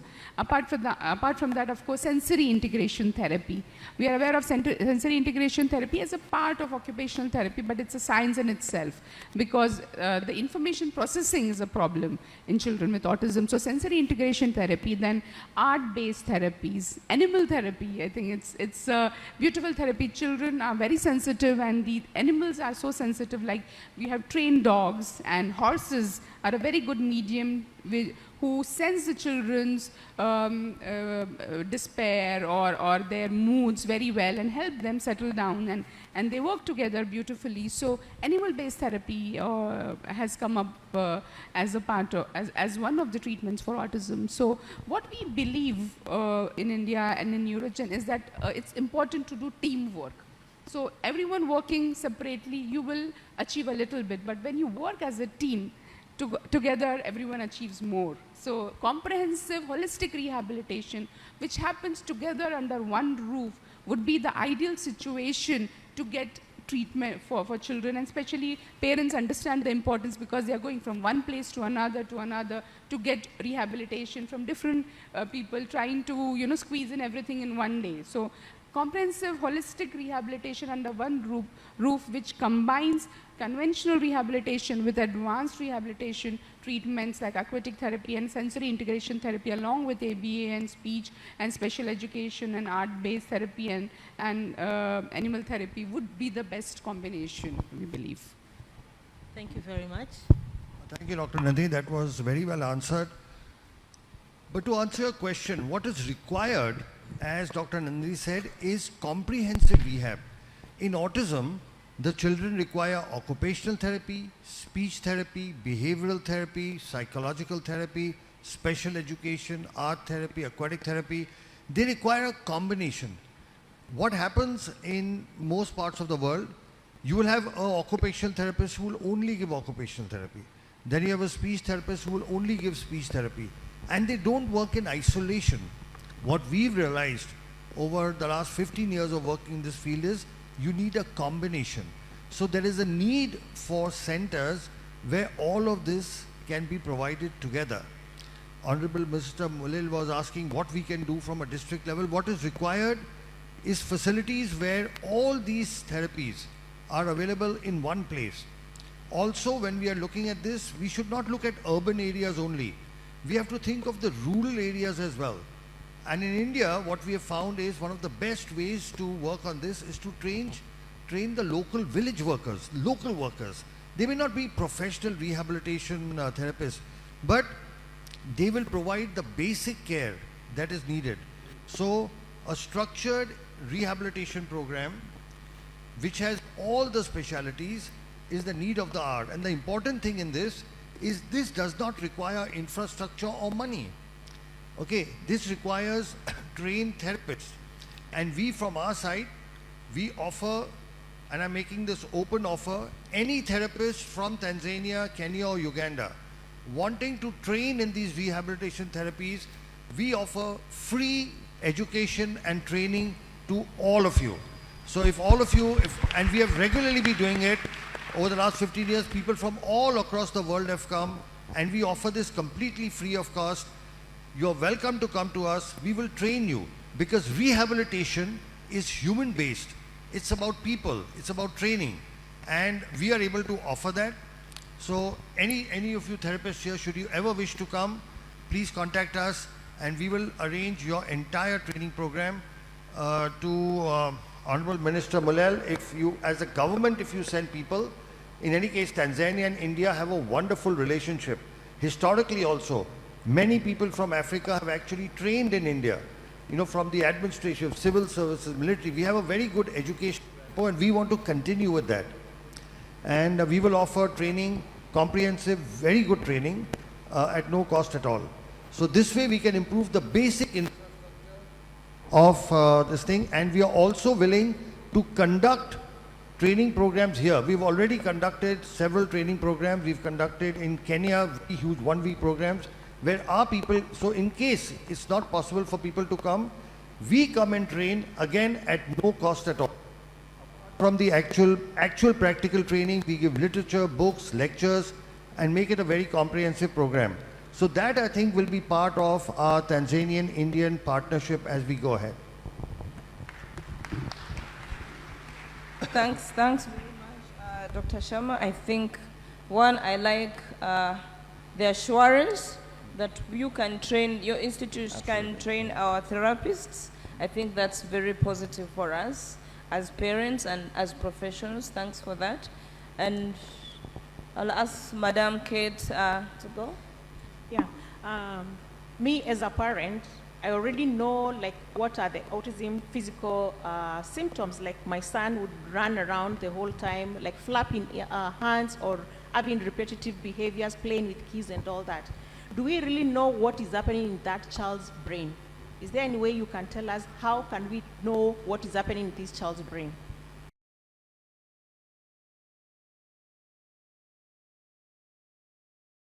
It's really important because so many parents come to us and say, oh, my child looks absolutely fine. What exactly is wrong? You know, people say that there is something wrong in the brain, but how do we know? The MRI, most times MRI is not done, and even if it's done, The structure seems to be fine. So at Neurogen, we went ahead and actually looked at really what is wrong in the brain, and this was done through functional imaging. So advanced scan imaging known as a PET-CT scan of the brain, which tells us about functioning of the brain. So structure-wise, everything seems to be fine, but when we look at the PET scan images, we find that there are certain areas of the brain which are functioning less, and that is indicated by, which is very easy to read, made it easy to read through a color spectrum. So we were explaining to the Honorable Deputy Health Minister also that, when you look at the brain with those different color schemes, you see that there are green, lighter brain, green, yellow and red, which are normal functioning brain, but deeper parts, which when we say out and we think about what do they do, it correlates beautifully. So the small part of the brain, and one of the speakers yesterday actually mentioned that the cerebellum, the back of the brain, which is important for coordination, balance, articulation, chewing, integration of functions and movements and tone, is working less, and you can see that in the PET scan. The deeper parts of the brain, known as the medial temporal, which is responsible for understanding, learning, comprehension, socialization, emotional expression, this is working. And the middle part of the brain, which connects the two brain, known as thalamus, which is a relay center, is working less. So all of this is possible only through the PET scan. So through the PET scan, we can actually find out which parts of the brain are working less, and now we get an understanding as to why our children are unable to process information or unable to respond to a lot of training that we do. So advanced imaging has really helped us go deep into a better understanding of what is autism and what really is functioning less and what is lacking in the children. So to continue with what she said, there is new brain imaging technology, and here I will have to keep talking back to Honorable Minister Mulel that we will need this equipment in this country. This is an equipment called PET-CT scan. I'm not sure if it's available. It may be available. This is modern functional imaging, which actually tells us which parts of the brain in children with autism are not working. So if it's there, that's great. We can actually start, investigating and looking at our children. But what is functionally, as Dr. Nandini said, has been found. So if I were to divide our brain into an upper brain or a higher brain, which does the thinking, the intelligence, the executive function, and all of that. And then there is a little lower brain, the smaller brain called the cerebellum, and the medial temporal brain. This is responsible for the primitive instincts. This is responsible for, the basic reflexes that we have. Now, what we have found in our research, and we were the first to do this in the world, and we've published our work in a very prestigious journal called the World Journal of Nuclear Medicine. We have for the first time shown the world that there are parts of the brain that are what is called hypermetabolic or not working properly, and this corresponds to the symptoms. So now for the first time we know why our children cannot talk, why they cannot read and write, why do they have all the behavioral issues, why can't they make eye contact, why can't they take care of their daily activities like brushing, bathing, food, etc. Why can't they process information and comprehend? Because there is a part of the brain that's not functional. For example, let's say if any of you developed a fracture of your leg, would you be able to run? Would you be able to walk? You would not be able to stand. It's not your fault. It's just that if your leg is fractured, you can't walk, run and move around. But if your fracture was fixed, now you'd be able to walk. Now, this also answers a question that many parents have. Many of you will say, we have done all the rehabilitation possible and still our child is not improving. Okay, are there parents who will say that? There are parents who will say that, right? That we have done all the rehabilitation possible, our child is not improving because presently we are doing rehabilitation on brain that is not functional so much. But now there are medical technologies that can actually help improve this function. So understanding is the first step towards getting a solution. And today with the brain, the understanding comes from modern imaging techniques which include PET-CT scan, MRI, EEG. MRI and EEG is available easily, but a combination of this gives us an insight And once you have an insight into the problem, now you can find solutions. Thank you so much. I think that's wonderful. I have a question as you speak. Okay. So there is this brain, you've done your imaging, you've done the PET scan, you found there's something in the brain. I've heard there are new treatment modalities, hyperbaric oxygen, therapy, ozone. What is the role of those treatments in either treating or alleviating the symptoms of this brain?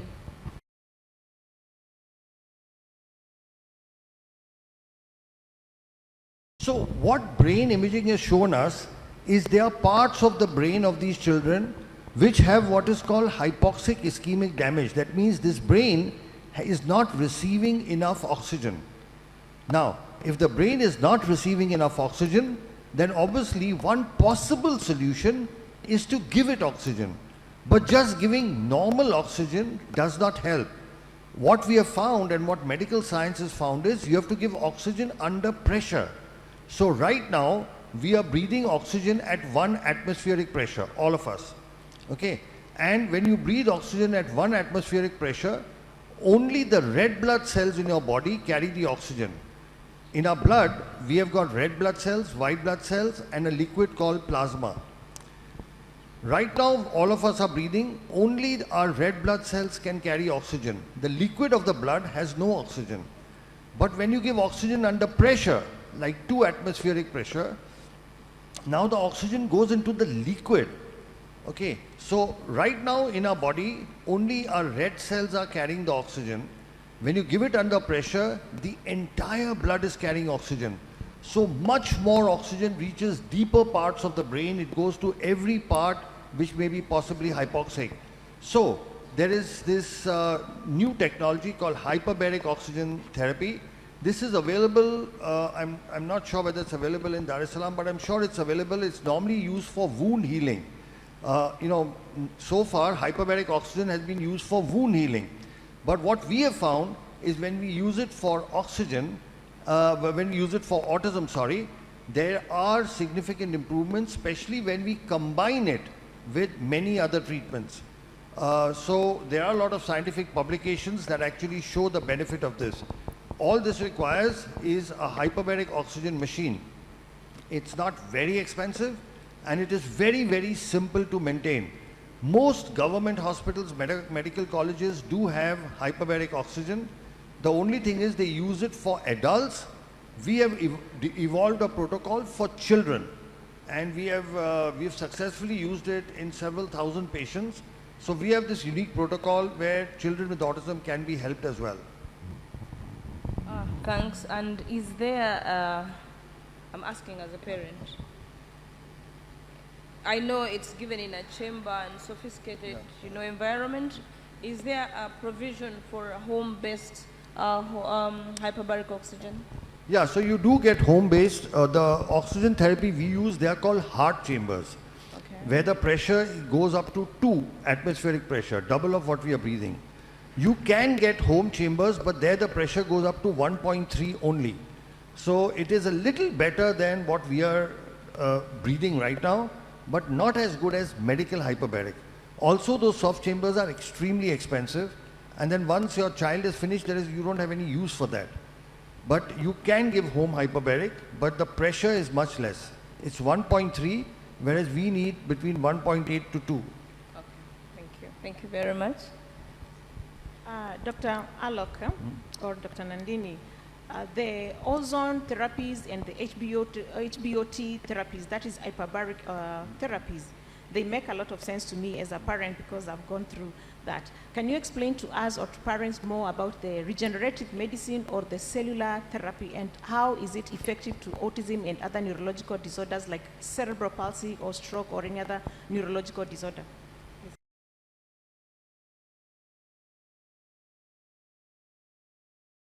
So basically, the human brain is the only organ which on its own does not regenerate. What do I mean? Suppose your skin is cut. A doctor can take a stitch and your skin joins. If your intestines are damaged, you can cut it and stitch it. You can stitch the heart, the kidney. You can fix a bone. But in the brain, you cannot take a stitch. You cannot suture it.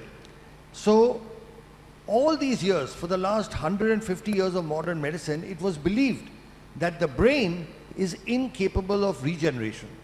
Because till then, we had only two kinds of treatments.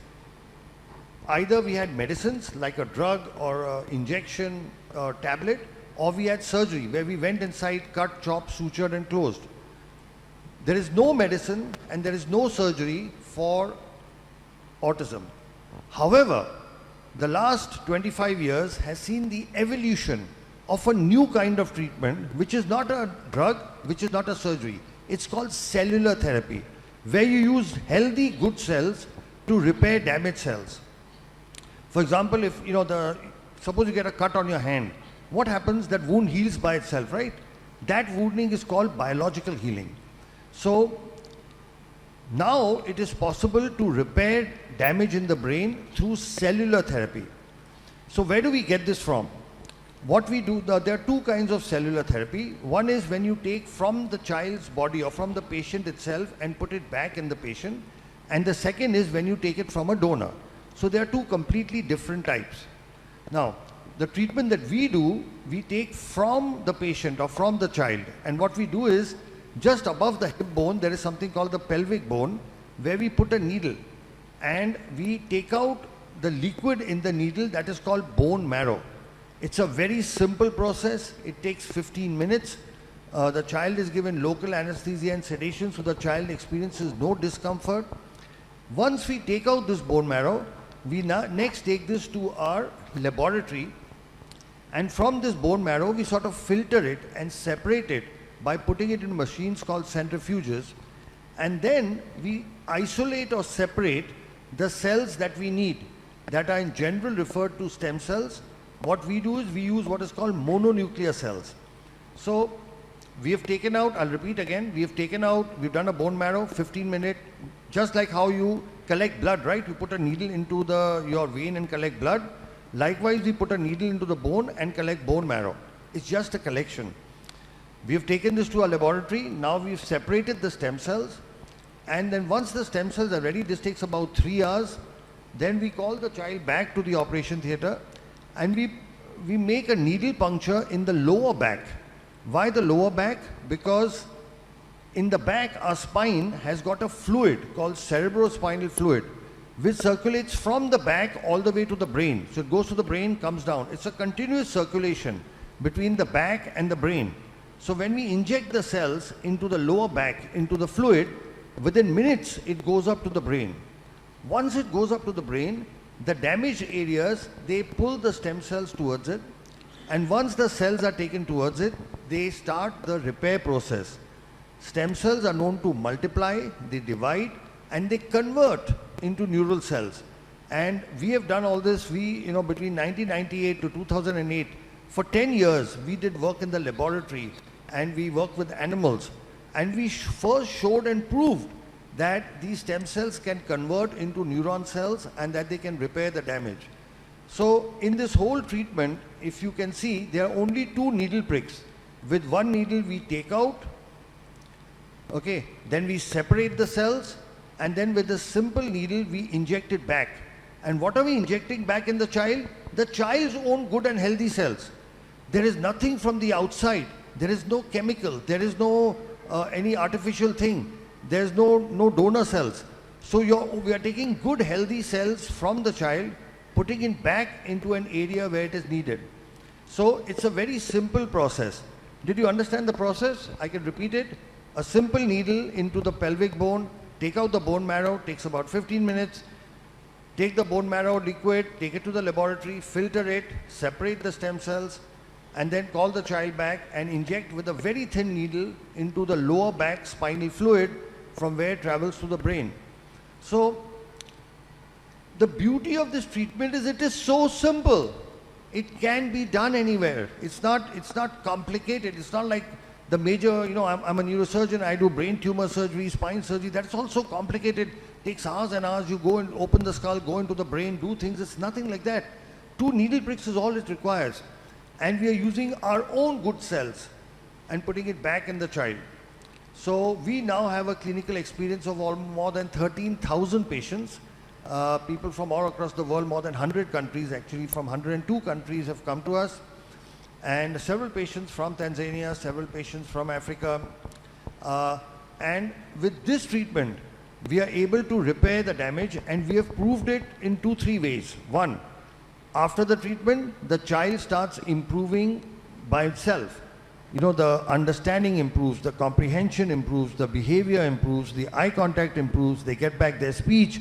Several of our children are able to go to schools. You know, many of the kids we have treated several years ago, they have not only gone to regular schools, but they've graduated. Many of them are now doing jobs. You know, so they become completely independent. So our kids, in a few years' time, go off the spectrum. Why? Because now we've repaired the basic damage in the brain. Once the brain damage is repaired, now they are able to integrate and get into a normal life. So that is broadly what stem cells do.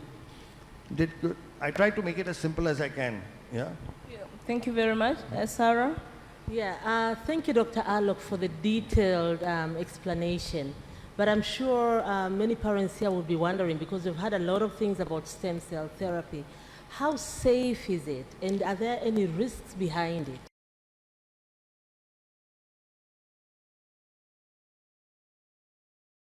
So that's the most wonderful thing about the treatment. It is 100% safe. You know, why? Because we are not operating. We are doing just 2 needle pricks. With one needle we are taking out, with one needle we are putting back, and we are using the child's own natural healthy cells and putting it back. So there is no danger or no risk. Now the only possible risk, and we have published this as well, is in children who have epilepsy. Epilepsy is convulsions, you may be aware, where there is a past history of epilepsy. In 3%, it's a small ratio, but it's 3% of the children can develop epilepsy after the treatment. But if it does happen, it is treated with medicines and it can be controlled. This risk is not there in children who don't have epilepsy. So in children who have epilepsy, there is this 3% possibility. Otherwise, it's a completely safe treatment. We have a 0 risk of infection. We have no patient so far who's become worse than what they were before. As a parent, your main issue will be, my child should not become worse than what he is. So about that, I give you an absolute guarantee. And they're very strong words. A guarantee that a child will not become worse than what he is. He will not lose any skill that he already has. He's only going to improve. My question following that, again, thanks Sarah for that excellent question. I think that puts a bit of anxiety down. But in what age groups do you get the best results? Or who is the youngest patient? What's the age of the youngest patient you've developed with, you've dealt with? But also I want to know what age groups we should be targeting to make sure we maximize the benefits of stem cell.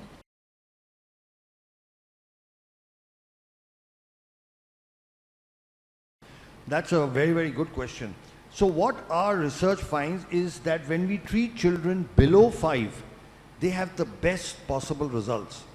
Now here there's something very interesting, you know, we have a doctor from Kenya, from Nairobi.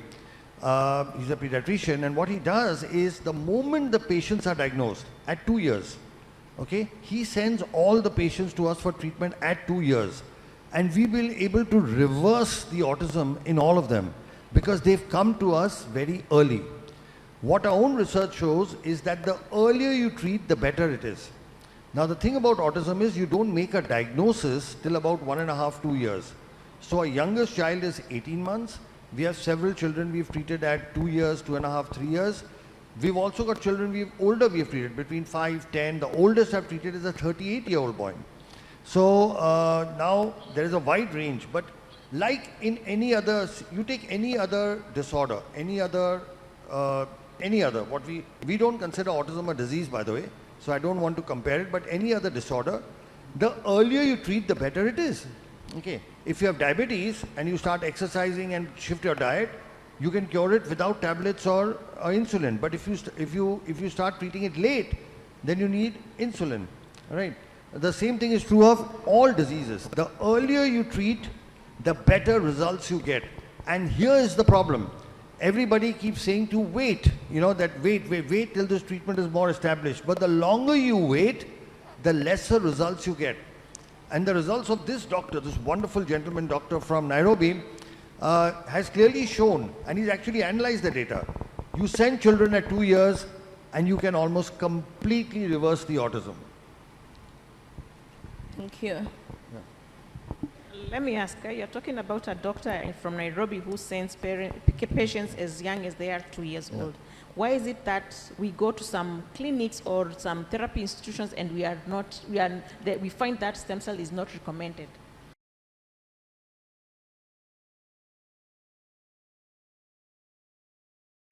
Okay, that's a very interesting question. See, I'll tell you, and I say this openly, I don't mind saying it, all of us in Asia and Africa have what I call a colonial hangover. They're very strong words. What do I mean by that? When a doctor from the Western countries, from America, England, with a tag from Harvard, Oxford, Stanford comes, all Asian and African doctors start believing in them. All right? But when work comes from Asia and Africa, we don't believe in our own people. Now, stem cell therapy has evolved in the East. So India, China, Korea, and Japan, we are the leaders. Okay? Japan and China Japan has almost 900 stem cell clinics. China has over 1,000. So these are, I'll repeat again, India, China, Korea, Japan.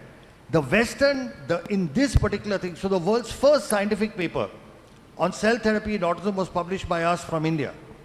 The second paper came from China. The third paper came from Italy and Ukraine. And the fourth and fifth paper came from America.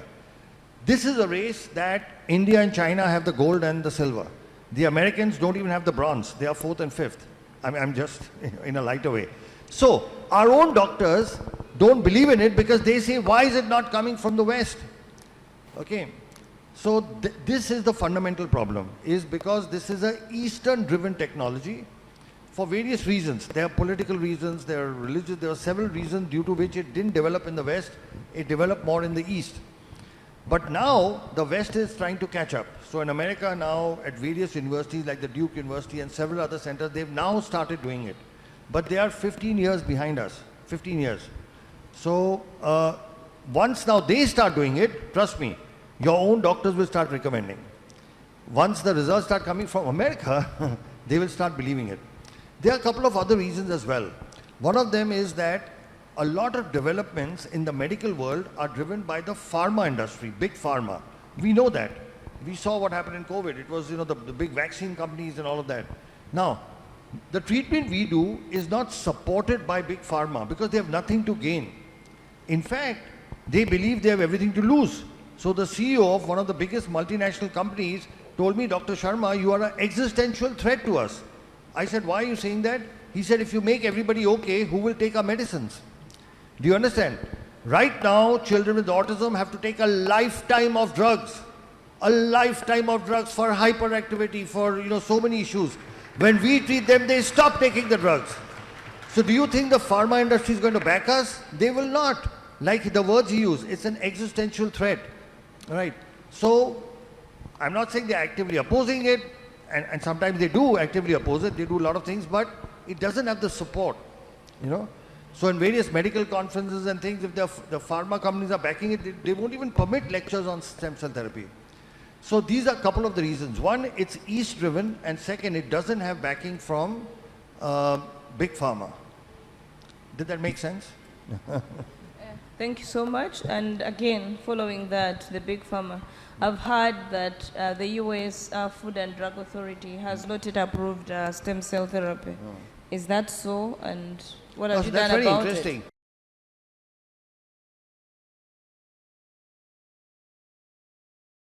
Because, like I told you, stem cell therapy has got autologous as well as things which are manufactured by companies and sold as donor. In August of 2022, a district court in the United States passed a beautiful judgment which actually said that when you take from the patient and put it back in the patient, you do not require FDA approval because FDA is Food and Drug Administration, and when you take from a patient, put it in a patient, it's not a food, it's not a drug, it's a procedure. So a federal court in the United States told the FDA that you have no jurisdiction over procedures. So now the whole question, it's not US FDA approved, is an irrelevant question. I'll give you another example. It's like the difference between you take an orange and make homemade orange juice, or you make canned juice, Tropicana, or whatever you get here. Okay. Now to sell Tropicana, you need permission, right? You can't go through without. But to make homemade orange juice, you don't need permission. Right? Do you need permission to make homemade orange juice? So when you take from the patient, put it back in the patient, our Indian courts have said that. In 2019, our Indian High Court said that only for stem cell derived products when you're using, you need a license. That's, the words were stem cell therapy is permitted. And a recent court judgment, because there are people who oppose this work. Just 1 month ago, they actually specified for autism. And the High Court of Delhi and the Chief Justice gave this judgment, said that this treatment cannot be discontinued. Okay, and actually spoke of patient rights. So in India, fortunately, our government has made this distinction very clearly. The equivalent of our FDA has said very clearly, if a company manufactures and sells something to doctors that is a product, it requires a license, like you require a license to sell canned orange juice. Our government says if you're a doctor doing it in the hospital, you do not require to take permission because it's a procedure. Procedures don't have an approval pathway. A product has an approval pathway. They are two separate things, a product and a procedure. So this is something which the Indian courts, the Indian government has said for a long time. Now the American court has also said the same thing. It is here that national leadership makes a big role. For example, our Honorable Prime Minister, Sri Narendra Modi ji, he is a big supporter of stem cell therapy. When he became Prime Minister, in his first address to Parliament, as to what his government will do, they included 5 areas where they will focus on research, and one of them was stem cell therapy. The other was nanotechnology, thorium research, but one of them was stem cell therapy. When he went to Japan, Honorable Prime Minister Sri Narendra Modi took time off and went to the stem cell laboratory of Professor Yamanaka, who won the Nobel Prize for his stem cell work. We are very fortunate and blessed that the Honorable Prime Minister Sri Narendra Modi ji has written a personal introduction for a book that we have authored. There's a book that myself and Dr. Nandini have authored on a disease called muscular dystrophy. And Sri Narendra Modi ji has written an introduction for that book. So what happens is, when you have the national leadership on top supporting something, it gives courage to the doctors to go ahead and practice it. The Honorable Health Minister Mullen was asking what needs to be done before the equipment, before the infrastructure. The government has to make policies and rules, and we'll share with you some of which are there from our country, so that other doctors have become comfortable in doing this. Then there is, of course, need for awareness. Then, of course, there is infrastructure, and then there's training. And like I said, training is something we offer at no cost at all to different. We already do it. We already do it for people from different parts of the world. Another thing, since we mentioned our Prime Minister Sri Narendra Modi ji, he did something very, very interesting. There was a word for disability in our Indian language that was Viklang, which translated meant disabled, unable to do. It is a negative term. Viklang means you cannot do, somebody who cannot do things. And he officially changed the local word for disability from Viklang to Divyang, which means specially gifted. So officially in India now, you cannot use the word Viklang, which had been used for the last 100 years. You have to say Divyang, which means specially gifted. Now, in this one simple change of words, the Honorable Prime Minister has shifted the focus to what these children can do and not what they can't do.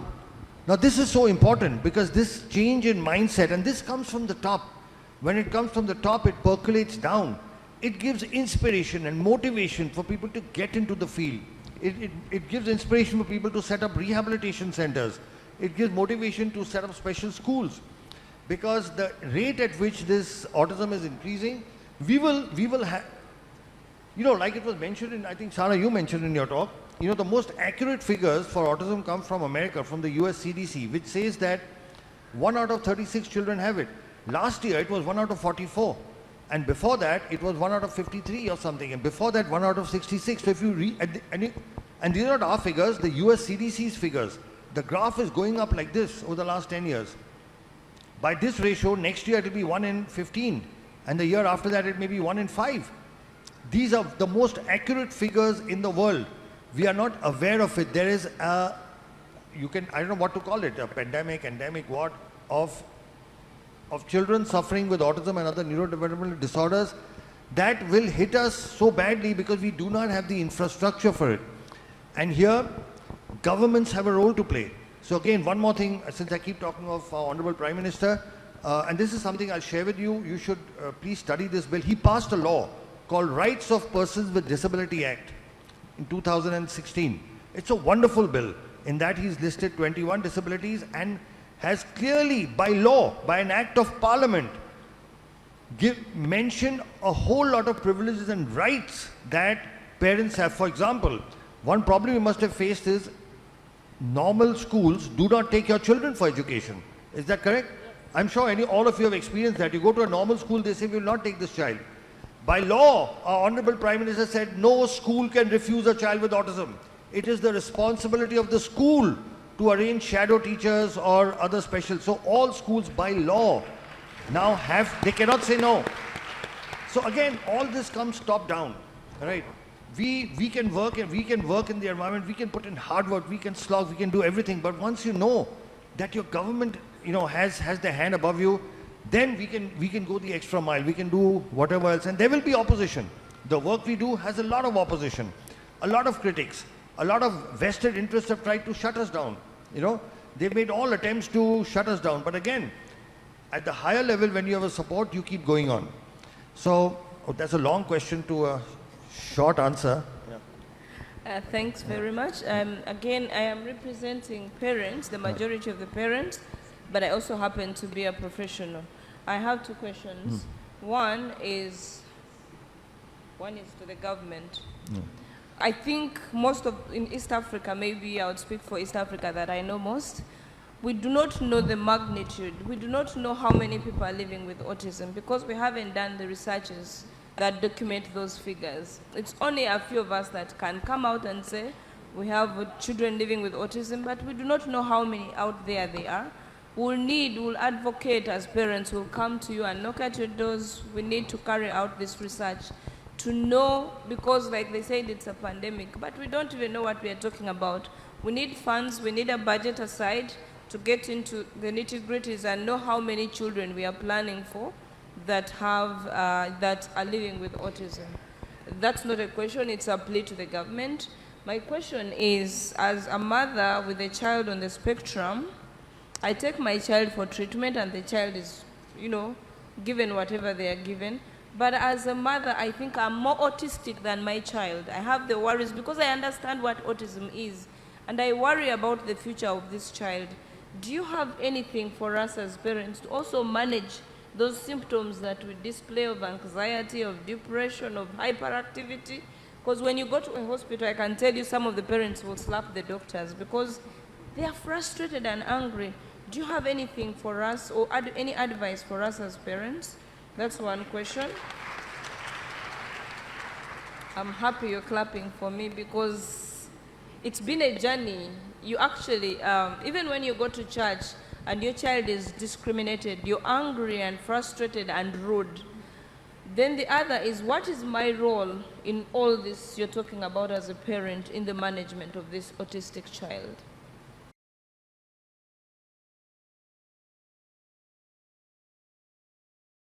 Okay, I think that's the single most important question you've asked, because you are asking what is the power within parents? What can you do at home?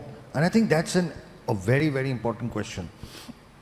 So let me start with, there could be multiple answers to this, Dr. Olivia. First, I want to appreciate and thank you for coordinating this because you are a parent as well as a doctor. That's why I think they've decided to keep you in the middle. You have parents there and doctors here.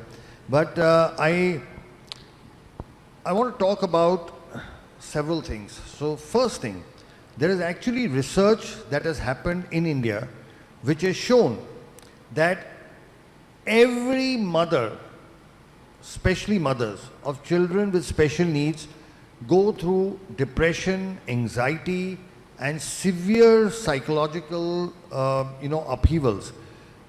Many of them even contemplate suicide. We've had several mothers who've actually not just thought of, but attempted suicide, and not just once, 2 or 3 times.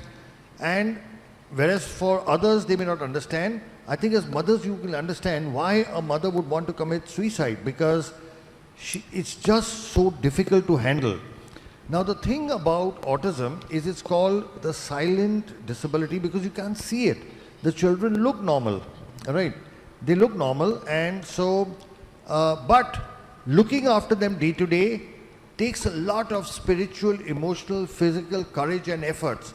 Right from morning, from getting them up to getting their basic toilet and clothing, to feeding them, to taking them to rehabilitation centers, everything is such a challenge.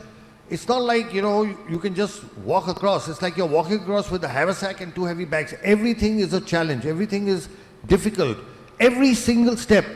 And I very often say, as mothers of kids with special needs, you put more emotional and spiritual energy in one day than maybe most of us don't put in a whole year, just to see one day through. So, yes, it takes a lot of energy, devotion and concentration. But one of the reasons for that, and I'll tell you the reason for that, is all of you, when you've gone to your therapists and doctors, they've told you that nothing can be done for your child. Haven't you been told that? All the doctors said nothing, you have to live with this. And what can be more depressing, what can create more anxiety or more depression or more fear and anger than being told, here's this lovely, cute, beautiful child you have. The whole world has advanced so much in science and technology. We are sending rockets to the moon and Mars. Then why can't my child be helped? Okay, so that is at the bottom of your frustration, anger, hurt and pain. And here I am to give you good news that that's no longer true. Okay, today we have medical science, medical technology that can actually reverse autism. We've treated several thousand children of that. Our work is published in scientific papers. So today there is technology available. It's not available in Africa, but it is available outside, and I'm sure soon with the support of the Honorable Minister and other senior people, this should be available here as well. So earlier, if you were in a dark tunnel with no light at the end, now there is light at the end of the tunnel. And once there is light at the end of the tunnel, a lot of your anxiety and depression goes away, because now there is something you can work towards. So that's the first good news that we have to spread. The news that autism cannot be treated is a 50-year-old, 75-year-old myth, which is no longer true, because we have shown, we have proven through having treated thousands of patients and our scientific publications that this is no longer true. Now, a few things I must tell you from what we have learned from, by the way, we learn much more from parents than we read from any book. So we've been doing this work for the last 15 years. We have several children who are off the spectrum, and this is what we have learned is required from parents. First thing, an unconditional acceptance of your child the way the child is. Okay, what happens is we ourselves start thinking that a child is less than, that there is a child is not adequate, there's a problem.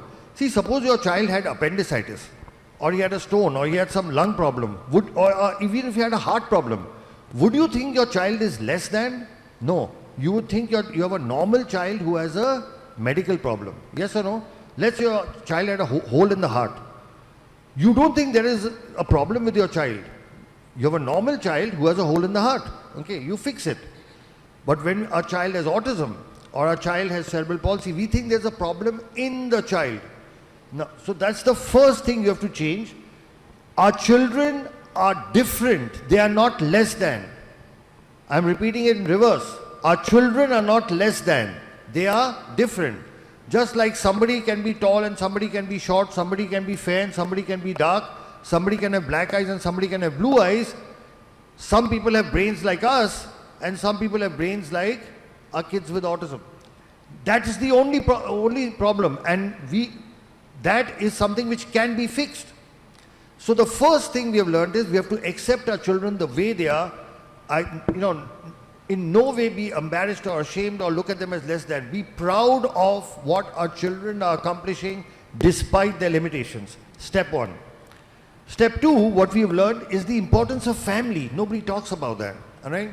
What we have found is when the family works together as a solid unit, the children tend to do much better. Very often what we find is the entire burden comes on to the mothers. And here I'd like to address the fathers in the audience, if there are any fathers, that the father has a very important role to play. See, majority of kids with autism are boys. There's a 4:1 ratio. And as I'll address all the fathers. When we were small, who did we look up to? We looked up to our fathers for behavior, right? The mother was for love, affection, food and all that. We always looked up to our fathers. Kids with special needs also look up to their fathers. But unfortunately, fathers have to make a living, they have to work, they are outside and they are not able to spend enough time. What we have found is that when fathers spend time with autism boys, the kids recover much more and much faster. We've actually found that what it takes an autism father 1 hour to teach, it takes the mother 4 hours to teach the same thing. Not because the mother is not a good teacher, because the children learn faster from their father. So we have found that family is the single most important thing, and that kids whose families are supportive when they work as a team. Who wins a cricket match or a football match or a hockey match? The better team. And the family is also a team. And when the family works in sync, with the mother doing some things, the father doing some things, the other brothers and sisters doing others, grandparents have a very important role to play. In fact, we find that children who live with their grandparents tend to do a little better because grandparents have also a big influence. Our Honorable former Prime Minister, grandparents have a very important, we've actually found this, that kids who stay in joint families with their grandparents tend to do overall better because a grandfather's love and a grandmother's love and the teaching is different from, I'm not saying it's better or worse, it's just different. So family as a unit is extremely important, So I spoke of unconditional acceptance, then I spoke of family working as a unit with fathers needing to give time. We do everything else. You supply your child with all the money and all the facilities, and you pay for everything. But what your child needs is your time. If you can just keep 2 or 3 hours aside every day for your child will do very, very well. Then what we have found is, from a medical point of view, if you take a combination of our cell therapy, hyperbaric oxygen, and rehabilitation, we find that this helps in getting the children to a normal life much faster. Now, what is the role of all of this? The brain is like a computer. A computer's got hardware and a computer's got software. Cell therapy fixes the hardware only. Software comes from rehabilitation and software comes from the family, because that is what trains the brain. So a combination of cell therapy and oxygen therapy which fixes the hardware, of rehabilitation and a good environment at home that fixes the software, and our children will be able to recover. So this is the next thing, the medical treatment. Then apart from this, there is something very special we found. We found that almost all these children have some special ability or the other. Okay, but it was not seen till you did cell therapy, because now the brain was partially damaged, and so you could not see what is special. What we have found is, once we repair the damage in the brain with our cell therapy, now you can start seeing the special abilities. And we have kids who are brilliant in numbers. There are kids who are, running at the age of 11, running chemical factories. We've got, if I tell you some of the things, you'll not even believe them. We have a child who can actually read your mind after. A child who, after STEM therapy, has improved to the point that if you think of a number, the child can actually tell you what. And they are amazing ability. They're called savants. There are kids who you tell them any date in the future. Any date, you say 23rd July 2030, and they will tell you in an instant what day it is. It's Wednesday. And I don't know if you know, but Elon Musk, the world's richest man today, had autism. You can Google him. He talks about his autism.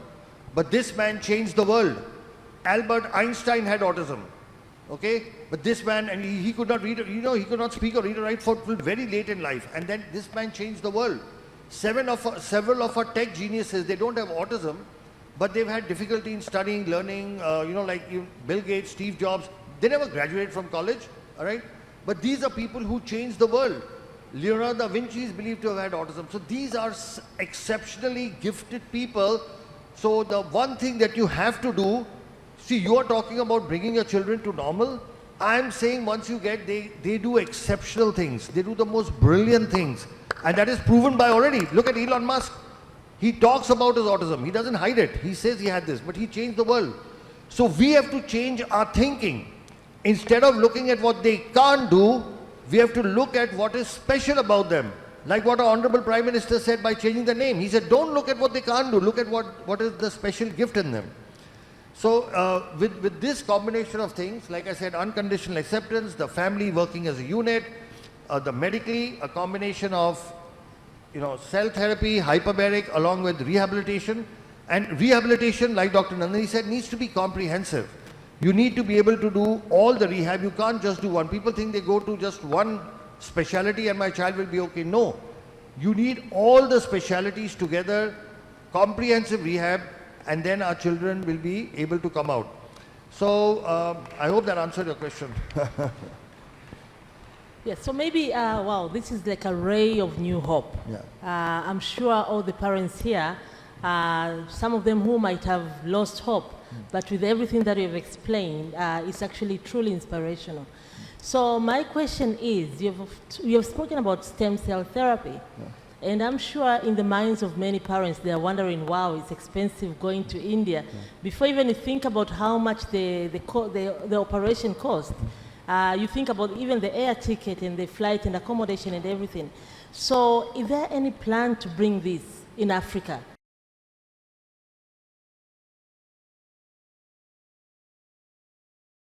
Yes, so we are very clear. We want to have a facility set up in Africa, and we are actually keen on, so we've actually shortlisted between Tanzania and Kenya only because they are English-speaking, direct connection to India. So to give you a background, for example, the government of the Bahamas actually invited us and gave us permission to start this, and we've just been there recently, and in 6 months, we are going to open a full-fledged facility in the Bahamas. This is to cater to, the facility will be in Nassau, their capital, and there we have government permission. Just like again we have a former Prime Minister with us, there we have a former Prime Minister working with us, and we have government permission. Because we have government permission, we are setting up a facility there. We are very keen on making something available in Africa itself, and we would like to have it in Eastern Africa simply because of our closer cultural connections, easy, short distance of travel, direct flights and all that. And we have people like you, mothers like you who would back it up. So yes, we want to bring this to Africa, but it's not easy. It will require, permission right from the top, from governments. It will require infrastructure. It requires resources. But this is something which you as people, because the most powerful voice on the planet is that of a mother, is that of parents. When you speak out, honorable ministers, prime ministers and presidents have to listen, because we all democracies, they represent us. So your voice is what is important, not us. We've come, we've shared our information, we can share our technology, but your voice is what is important. You have to ask for it. You have to show, show what's happening. Right now, there are so many people going from Africa outside for the treatment. It's high time Africa had its own stem cell facility, which would not be just for Tanzania or for Kenya or wherever, but for the whole continent. So people would not have to travel long distances. So we are very keen, we are willing to partner, but this is something which you people have to take the initiative. You have to, eventually it's all about people. It's your voice. Thank you very much. I think we are coming to the end of this session. Mothers, you've heard, we have a great voice. Let's get together and advocate for this. Fathers, please support us. Don't abandon us. Be with us. This is a journey that we have to walk together. And there is hope that we can say bye to autism, but only if we put in our every energy to support these children, seek the available treatment options. I think we can say bye to autism for the most part. Thank you so much, our able doctors. I think you've given us a lot of hope. You've explained a lot. You've allayed our anxieties. I think now it's on us to follow what you've told us. Thank The you so much, parents- Dr. Olivia. Thank you so much. You know, I really appreciate the fact we have 3 mothers from 3 East African countries. You know, Kenya, Tanzania, and Uganda on this platform. So I think you represent all the mothers, not just of East Africa, but of all of Africa, all right? And if you take the initiative, trust me, believe me, the power of your voice is a force of nature. It cannot be ignored, okay? And a mother's voice does something. It reaches out to people. It touches people. And we've actually seen that in our country as well. When we had, you know, different situations, when we had mothers speak up, you know, everybody heard them, okay? More than doctors speaking or hospital speaking. So I just want you to know the power that you have within. The same power and energy that you've used to bring about improvements in your kids, you know, that could now be extended to all the kids of the continent. So it's been a real pleasure. And Dr. Nandini, oh, sorry, you want to continue? No, I just want to say thank you to the mothers. They've done a great job to represent all of us. Thank you, mothers. Thank you. Thank you so much. Thank you. That was good. Before you go, you've done a great job. Thank you so much. I know there's a lot of people who wants to ask questions, but because of time, yes, there's a lot of hands. Because of time, I would like, because our minister, our deputy minister has a question, so can we please take the mic to him? At least we answer questions from him, and then we'll see if we have more time to invite more questions. Naomba makofi tena tafadhali.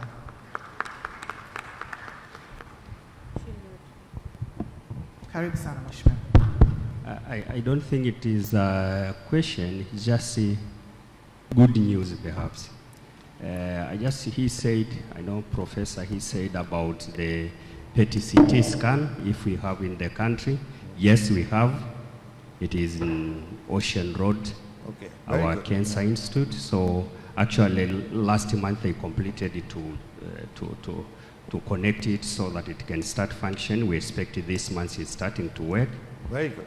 Yes, so we have that. So it's a good news to the parents when we are talking about PET CT scan now we have in the country.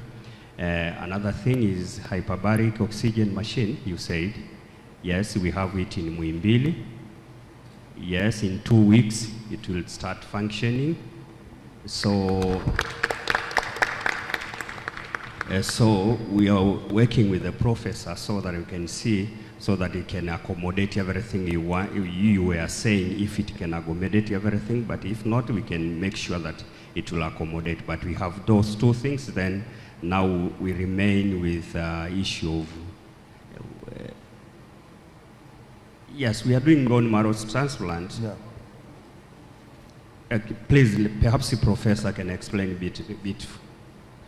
Thank you, Honorable. So just to add, to increase the insight, we are also doing a bone marrow transplantation. Okay, very good. In one center, we are doing autologous bone marrow transplantation. Okay. In another center, we are doing allogenic bone marrow transplantation for children with sickle cell. So I think that also opens the potential for doing stem cell transplant. Absolutely. Yeah. So all the technology is there. We Yes. just need to put it together now. You know? That's great, Yes. wonderful news. Yeah. Yes, that's what I'm trying. I just have to say that so that the parents can hear that. Yeah. You talked of many technology, then we can see how is our capacity by now, then we can move from there going forward. But something is going on. Thank you. Thank you so much.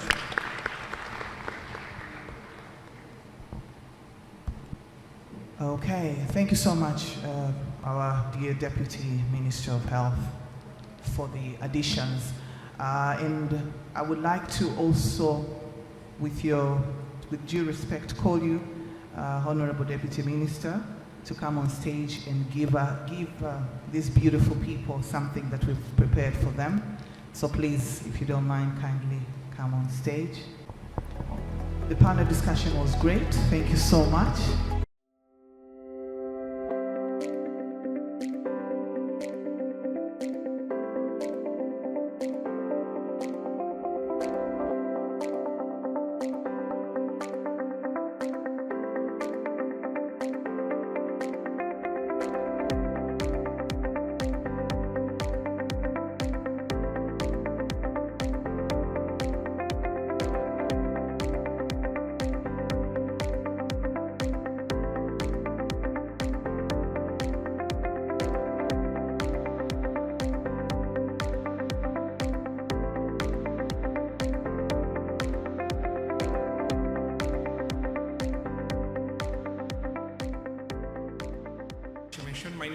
Geoffrey Ekongot. I'm the chairman of Autism Society Uganda. It's an honor to be here and to play this role on the International Day of the World Disability Day. I now take the honors to welcome Tom Land. But before I welcome him, Tom Land, also known as Thomas Land, was diagnosed with autism at 13 years old. Since accepting his diagnosis, Thomas has been recognized as an author, speaker, and emerging leader in the autism community. Tom Land is the world's first Toastmasters accredited speaker with autism. The Toastmasters accredited speaker distinction is reserved for the finest professional speakers in the world who fulfill numerous criteria, then compete for the honor in front of a huge live audience. Now, imagine having autism and meeting that challenge, because that's exactly what Tom did. Tom is one of only 90 accredited speakers in the world, and the only one with autism. He is certified human potential coach and professional diversity and inclusion consultant. He is poised and ready to share his positive energy and inspiring messages as an end keynote speaker, corporate trainer, and consultant to organizations across the country. He also spoke on the TEDx stage to impart wisdom and inspire others with his talk titled, How to Come to Life. He is the author of the award-winning bestseller, Come to Life, Your Guide to Self-Discovery, and recently published his second book, My Glass is Full, Stories of Putting Mental Health First. He recently set a Guinness World Record as the world's oldest person with autism to finish a full Ironman triathlon. I once again welcome Tom Land to present his topic, Come to Life, Preparing for the Transition and Your Future. Mr. Tom Land, you're welcome on stage.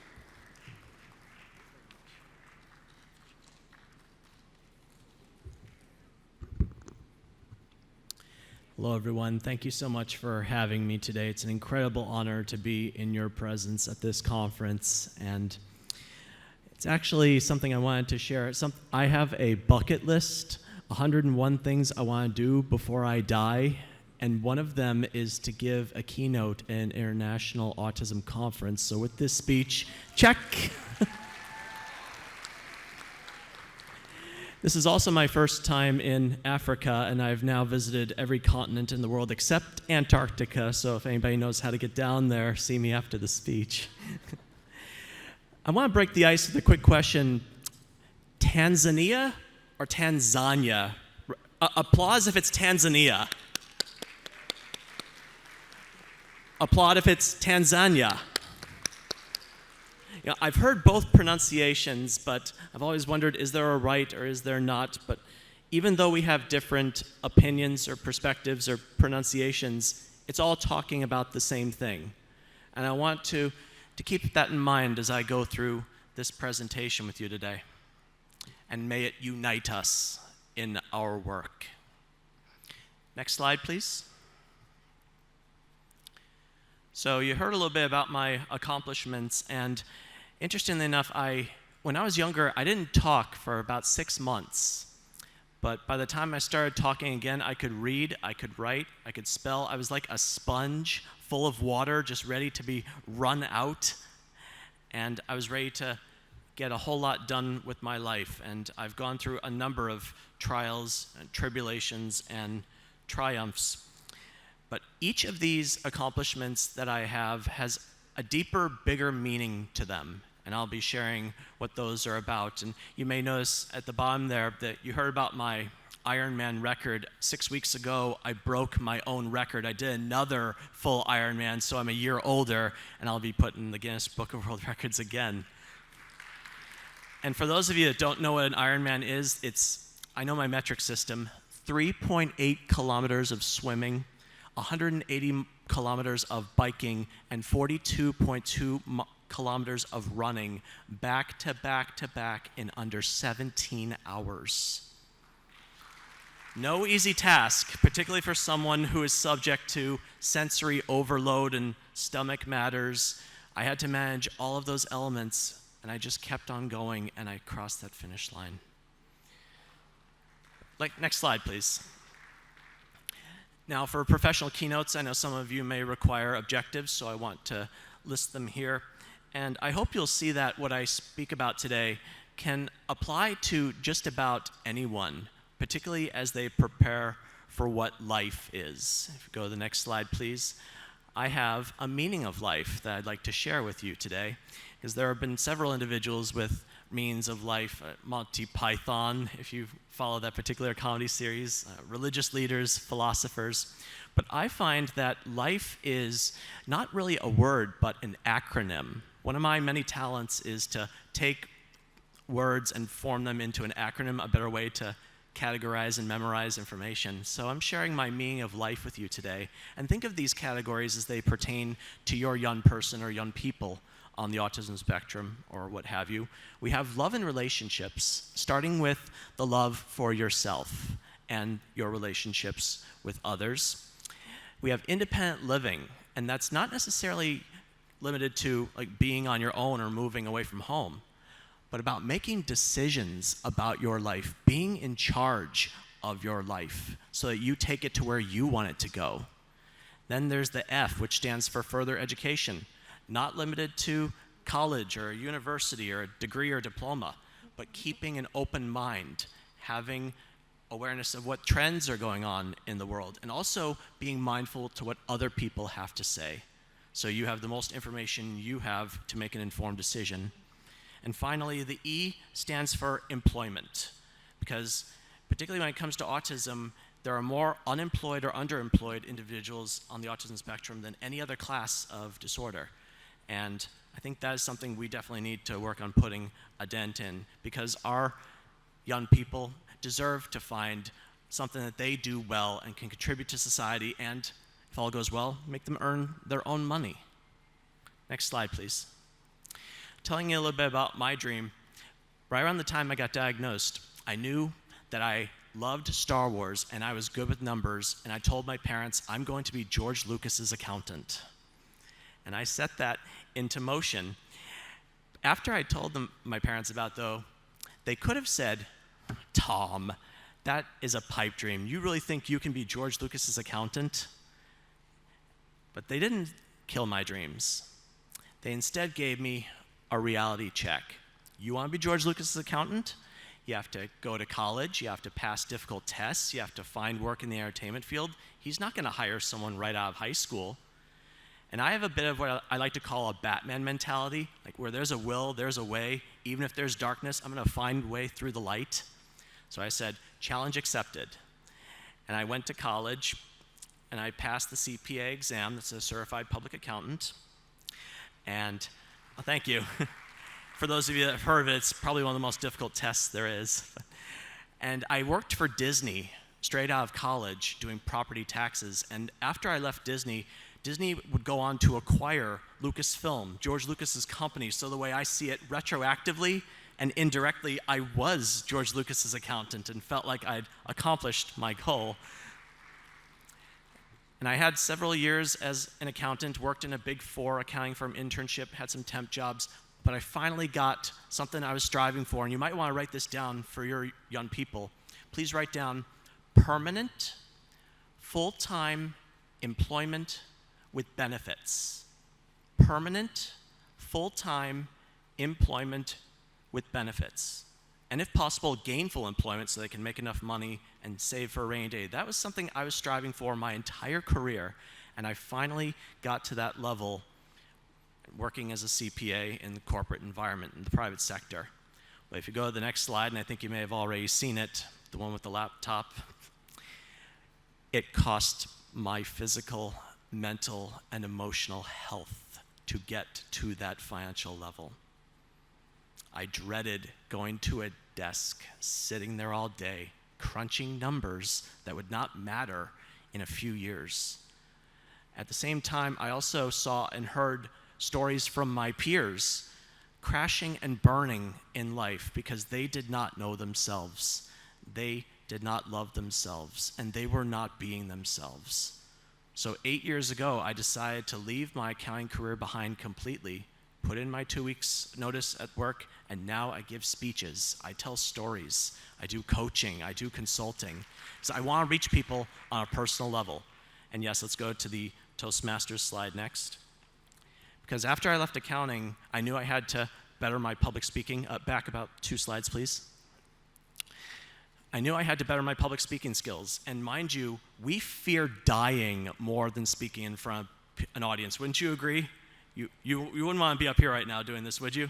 Or maybe you would, but I've found that if I can master the art of public speaking, I could probably cheat death, but at the very least, I can tell a story, do something that will resonate with you.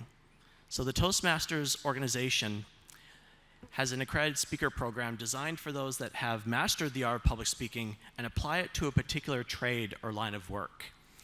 And for someone on the autism spectrum, which is a social communication disorder, and being able to master the art of public speaking, which is essentially socializing and communicating, I wanted to show myself, my peers, and the world that you too can break barriers. You can overcome obstacles. You can shatter ceilings and stereotypes by showing people that it can be done. So thank you. So that's why I went for the accredited speaker designation. And if you go to the next slide after that about the human potential coach. Right before the pandemic, I got certified as a human potential coach because speeches are one thing, but I wanted to reach people on a personal level and find out what's really going on with them, get to the root of who they are and how they can make the world a better place.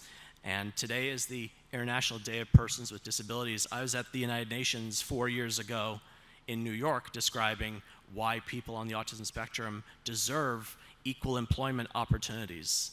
And the United Nations has sustainable development goals that they want to fulfill by the year 2030. And if any of you happen to see my lapel pin here, I have a pin with those sustainable development goals illustrated.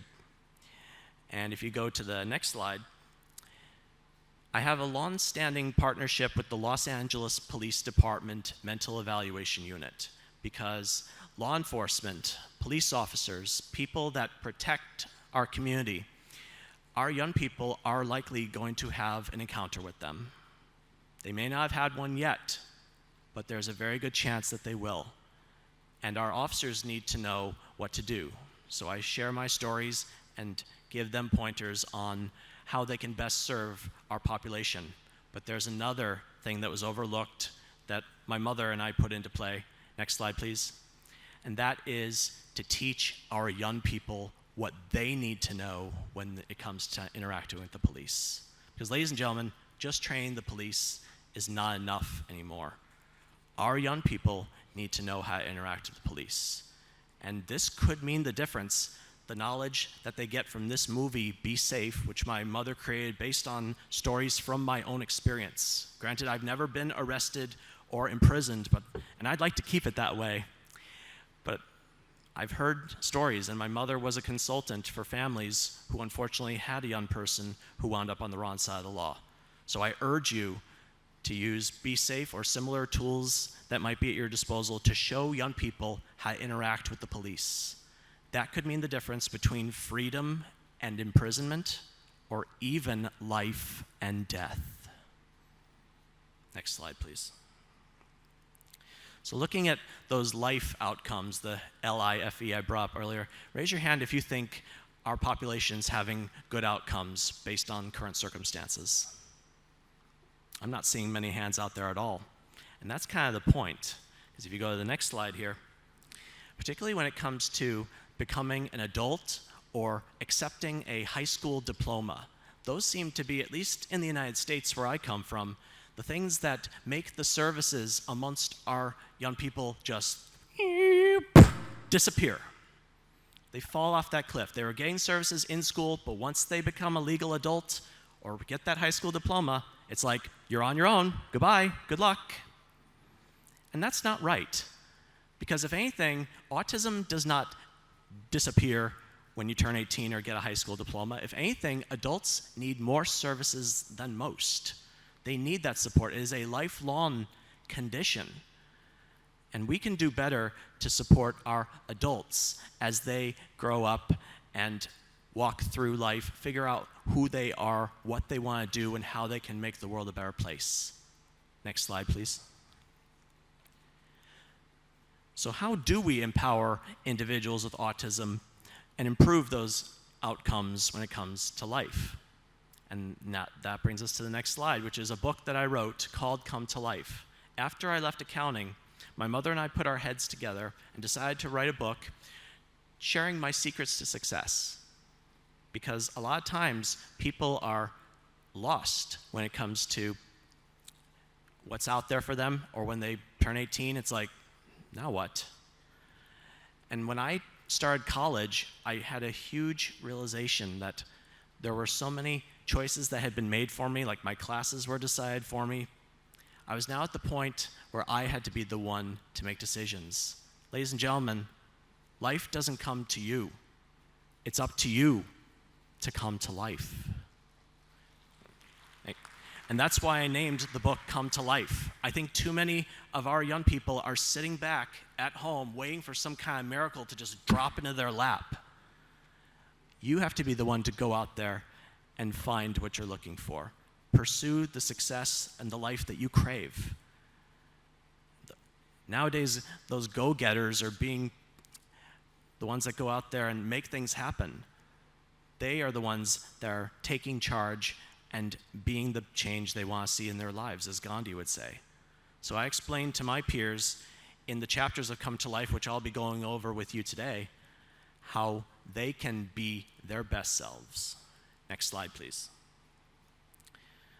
Beginning with chapter 1, driving your life forward. Now, mind you, you do not have to know how to drive or operate a vehicle to drive your life forward. Wouldn't you agree? But as far as where you are in the car of life, if you will, you could be in the driver's seat, you know where you're going, you can get yourself there. Or maybe you're in the passenger side, you have an idea of where you want to go, you're telling someone else to help you get there. Or maybe you're in the back seat of the car. You don't know where you're going, may not even care where you're going, you're just along for the ride. Raise your hand if you think your young person's in the back seat right now. Okay, we've got a few people, but really what Come to Life is all about is about getting our young people out of the back seat and at least into the front so they have some say in where their life is going. That is the foundation for success. Next slide, please. Now, one of the first questions my mother asked me as we were getting this book together, she asked me, if you could tell your peers one thing, what your secrets to success are, what would it be? And I said, know yourself, love yourself, be yourself. That's a mantra. Yes, thank you. That's a mantra that I created and I live by to this day. And we have a term in our family called video talk. When I say something I heard in a movie or a TV show, and my mom asked me, was that video talk? Did you hear that from somewhere else? I said, no, that came from up here and in here. And it's what my message is to my peers, and I think the world as a whole. Know yourself, love yourself, be yourself. That sets the tone for what comes next. So as far as driving your life forward, and then we get to the 3 elements of that mantra. Next slide, please. Starting with knowing yourself. Aristotle said, knowing thyself is the beginning of all wisdom. And this is particularly true when it comes to a diagnosis or a condition you may have. Raise your hand if you have not told your young person about their diagnosis. Really? All of you have told your young person that they have autism and they understand it completely? That's pretty impressive. But in some cultures, they do not tell their child about their diagnosis. There could be many reasons for that. Parents might be in denial. They think it'll crush the kid's spirit or self-esteem. And all too often, that causes the child to become confused because they're going to grow up, possibly sense something is different about them, and they're going to go to their parents looking for answers. What's going to happen then? And if the parent knows about it and doesn't tell the child about it, how's that going to help the relationship or the family dynamics? And also when it comes to knowing yourself, it's also about understanding not just your strengths and what you're good at, but also your, what we call in Toastmasters, opportunities for improvement. And I have my fiancée Rosetta here with me. We're both Toastmasters, so we're both all about observing what's good and what can be improved. And the same has to go for our young people. Why? Because if you focus only on what they do well, there's a risk that they keep making the same mistakes over and over again. On the flip side, if you only focus on where they fall short, they may never find out where they can truly thrive, what they are really good at, and what they do better than anyone else on the planet. Each and every one of us has something that we do better than anyone else on the planet. So we have to look at both, what you're doing well and where you can improve, and both get addressed. That's how you truly know yourself. And when I was young, I thought I had to know everything, and I had to be perfect. I dreaded even getting like a B on a test. I would rip it up to shreds. I didn't even want to face the idea that I'm not perfect or I don't know everything. And I was really hard on myself. I thought my mother was perfect, so I thought I had to be perfect. And when I come to find out she's not perfect, and I'm like, well, you don't really talk about your problems a lot. Granted, parents do make mistakes and don't always get it right. But the important thing is that we love ourselves. And that is the next slide, the second part of the mantra. Love yourself. It was RuPaul who said, if you can't love yourself, how can you love someone else? Can I get an amen on that? Yeah, that's more like it. When it comes to your diagnosis, being in denial about it or wishing that things were different, that's just time and energy wasted. And my parents did something for me that really set a tone and made a huge difference in my life. They let me know that they would love me no matter what. I didn't have to change. Yes, thank you. Because this is the life that is going to be. The question is, how is the family going to go with it? And I should note that, figuratively speaking, when there's one person with autism in the family, the entire family has autism, figuratively speaking. So on that note, are you all going to be on a unified front around your young person or people? Not take no for an answer? Find a way? I think that is needed more and more in this world. And I'm very grateful to have had a supportive and loving family that saw the potential in me, wouldn't stop fighting for me, because it helped me see that I'm worth fighting for, and I'm going to start fighting for myself. And I also had to be mindful of who I'm keeping in my life too, because family is with you more or less forever, but when it came to making friends, anybody here ever been told or had someone say to them, I'll be your friend if, or if you do something for me, I'll be your friend? Do you think that's unconditional love, or that's a real friend? And do you think our young people would question that and think something may be up here? So we need to be mindful of the company we keep, and also see how we can give back to our community, particularly for those that might have difficulty finding and keeping a job. Community service, volunteering in nonprofit organizations, I did that for a number of years. I still do it to this day, and I make a difference. So being able to give back to your community is another part of loving yourself. And something I had to be mindful of is I grew older and had to weed out those people who maybe not were true friends or wanted me to be something different. That brings me to the third part of the mantra. If you go to the next slide, which is be yourself. It was Coco Chanel who said, "Beauty begins when you decide to be yourself." And this gets a little bit controversial at times because each and every one of you, I imagine, has some kind of idea or vision as to what your young person's life might be like or look like. The question is that what the young person wants? Is that being who they truly are? Or is their authenticity being jeopardized a little bit? Because, mind you, I wanted to be an accountant. My family supported that. And everyone seems to have these suggestions about how we can be better people on the autism spectrum. But it kind of begs the question, why not just like us for who we are? Yes, we have the option to hear what you have to say, but it should be our decision on what we do with that information. And if, like me, you understand the value of input and how it can help you become your best self, there's being yourself and there's being your best self. That could make a difference too. And a lot of times, I know when I was younger, I wanted to please others. I wanted to not rock the boat. I would kind of take people at their word or think people had my best interest at hand. I was a little too trusting, and that came back to hurt me a few times. So at the end of the day, I decided I'm going to hear what people have to say, but I have the final decision. And they should be willing and able to respect that. Wouldn't you agree? So as we look at our young people and their lives, ask yourself if you're letting them live the life that they want to live. And if they don't know what that is, what kind of life they want to live, maybe they need more guidance on what that is and what kind of options are available to them. Which brings us to the next chapter in Come to Life. Next slide. Finding your niche, or niche, depending on your pronunciation preference.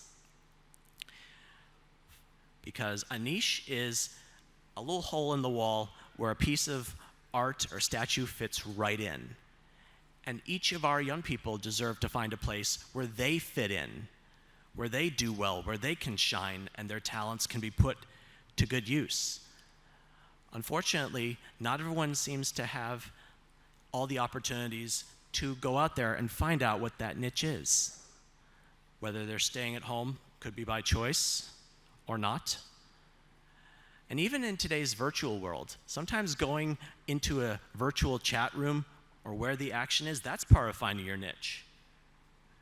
And also understanding that as we grow older, our niches, where we fit in, change over time as well. And speaking of change, it's happening all around us. Like, I'm not the same person I was 5 years ago, 5 months ago, or even 5 minutes ago. So the change is happening all around us, and I think there's a lot of resistance to it, or like you want to fight the elements and not want things to change, everything to be constant, predictable, and unchangeable. But ladies and gentlemen, what if I told you the only constant, predictable, unchangeable part of our lives is change? That is what's going to be happening whether you choose to accept it or not. So with that being said, finding a way to let change or make change work in your favor. Find ways to adapt, change, evolve, grow, and see where that can take you.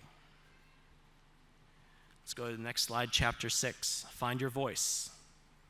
Find your voice, and more importantly, use your voice. Wouldn't you agree? You could find your voice, but if you're not using it, not doing its purpose, right? As I mentioned earlier, accepting that you must be the change you want to see in your life. Now, by a show of hands, in meetings such as IEPs that you may have with your young person, raise your hand if your young person is not present at these meetings about their future. Okay, so a few of you may not have your young person present at meetings about their future. Well, getting back to that car example, not having them present at the meeting, that's like them not even being in the car at all. Wouldn't you agree? It's like taking them, getting them out of the seat that they're in, leaving them on the side of the road, and you driving off without them. And they may or may not have the tools to call an Uber or follow you or catch up or call for help. It's like leaving them in the dust. And parents, you are your child's voice now. Who's going to be your child's voice after you die? A family member? An elected representative? How about the young person themselves? And I want to really make sure that even those who may not or have difficulty speaking, they can still find a way to communicate. Just because someone isn't speaking doesn't mean they don't have something to say. Do you agree? Let's go to the next slide. Now, when it comes to speaking and reading, my mother wrote a book about reading comprehension called Drawing a Blank. This is available on Amazon, and I want to encourage you to have a look at it as far as in connection with further education.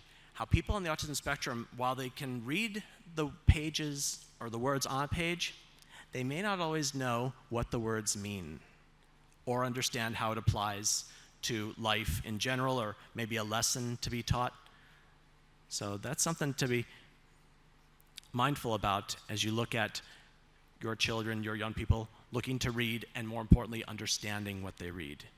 Because that is a large part of being a productive member of society and understanding how they can better themselves as a whole.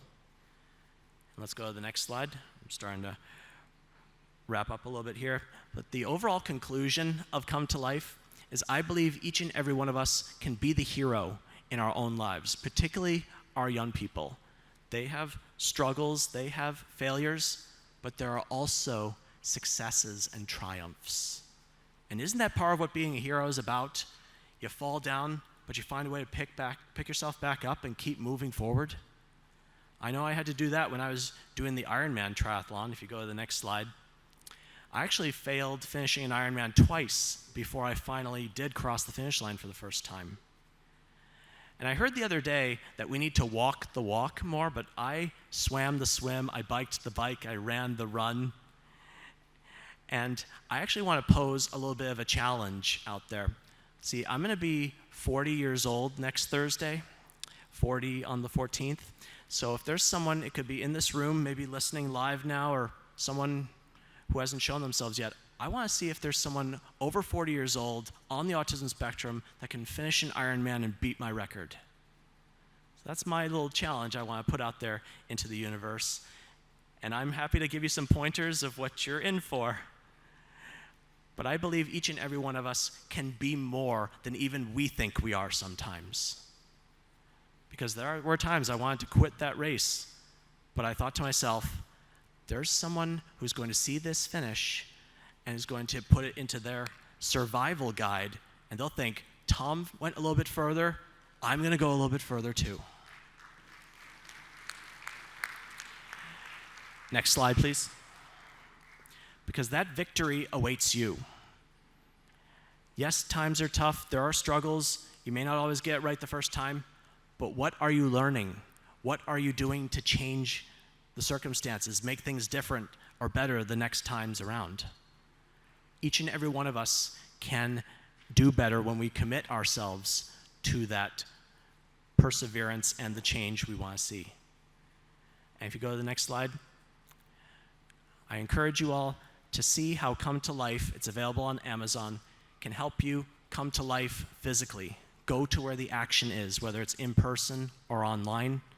Come to life mentally, be able to pick yourself up and keep moving forward, even if you fall multiple times. Come to life emotionally. Take charge of your happiness and well-being rather than leave it in someone else's hands. And come to life spiritually. Not so much in the religious sense, but giving yourself to a cause or an ideal bigger and greater than yourself. That will help make the world a better place. Raise your hand if you want this for your young people coming to life, physically, mentally, emotionally, spiritually. That's what I like to see, all those hands. So next slide, please. I relisted those objectives for those that were interested in seeing them. And next slide, revisiting my life definition. I saw in a breakout presentation yesterday, it said, we must not prepare the road for our children, we must prepare our children for the road. because I have a belief that the world is simply too big to change for one person or one small group. But look what we have here. One person, one small group can change the world. So I encourage you to go out there, give yourself to an ideal, put your young ones on the forefront, and let's create wonderful, beautiful lives for them. Next slide, please. So if you like what you saw and heard today, I am available for these engagements, and I'm pleased to report that a copy of Come to Life and My Glass is Full, my current books, went to our honored panelists while the photos are being taken. So I'm hopeful that those seeds will be planted on fertile soil so that that manual, if you will, that prequel to transition, that's what I like to call Come to Life, a prequel to transition to put our young people on the path to the best life for them. And my fiance and I are actually writing another book. Oh, go back one slide. My fiance and I are writing a book called They Said We Couldn't, So We Did. Making relationships work when the odds are against you.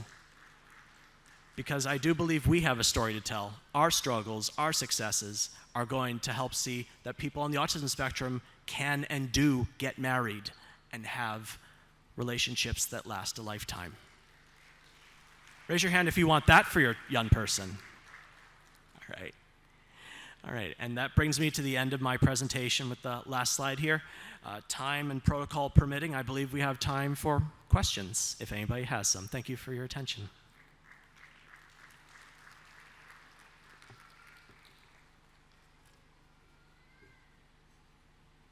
No, I answered everything. You guys are good?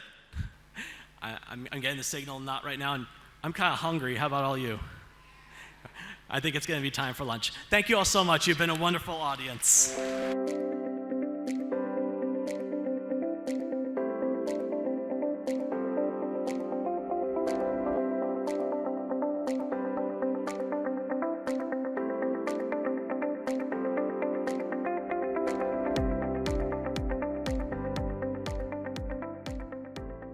Thank you so much for watching the plenary session of ICAN Tanzania 2023 presented by Autism Connect. So to give you a brief about Autism Connect is an association of parents and professionals formed to disseminate scientifically validated information about therapies and treatments for autism.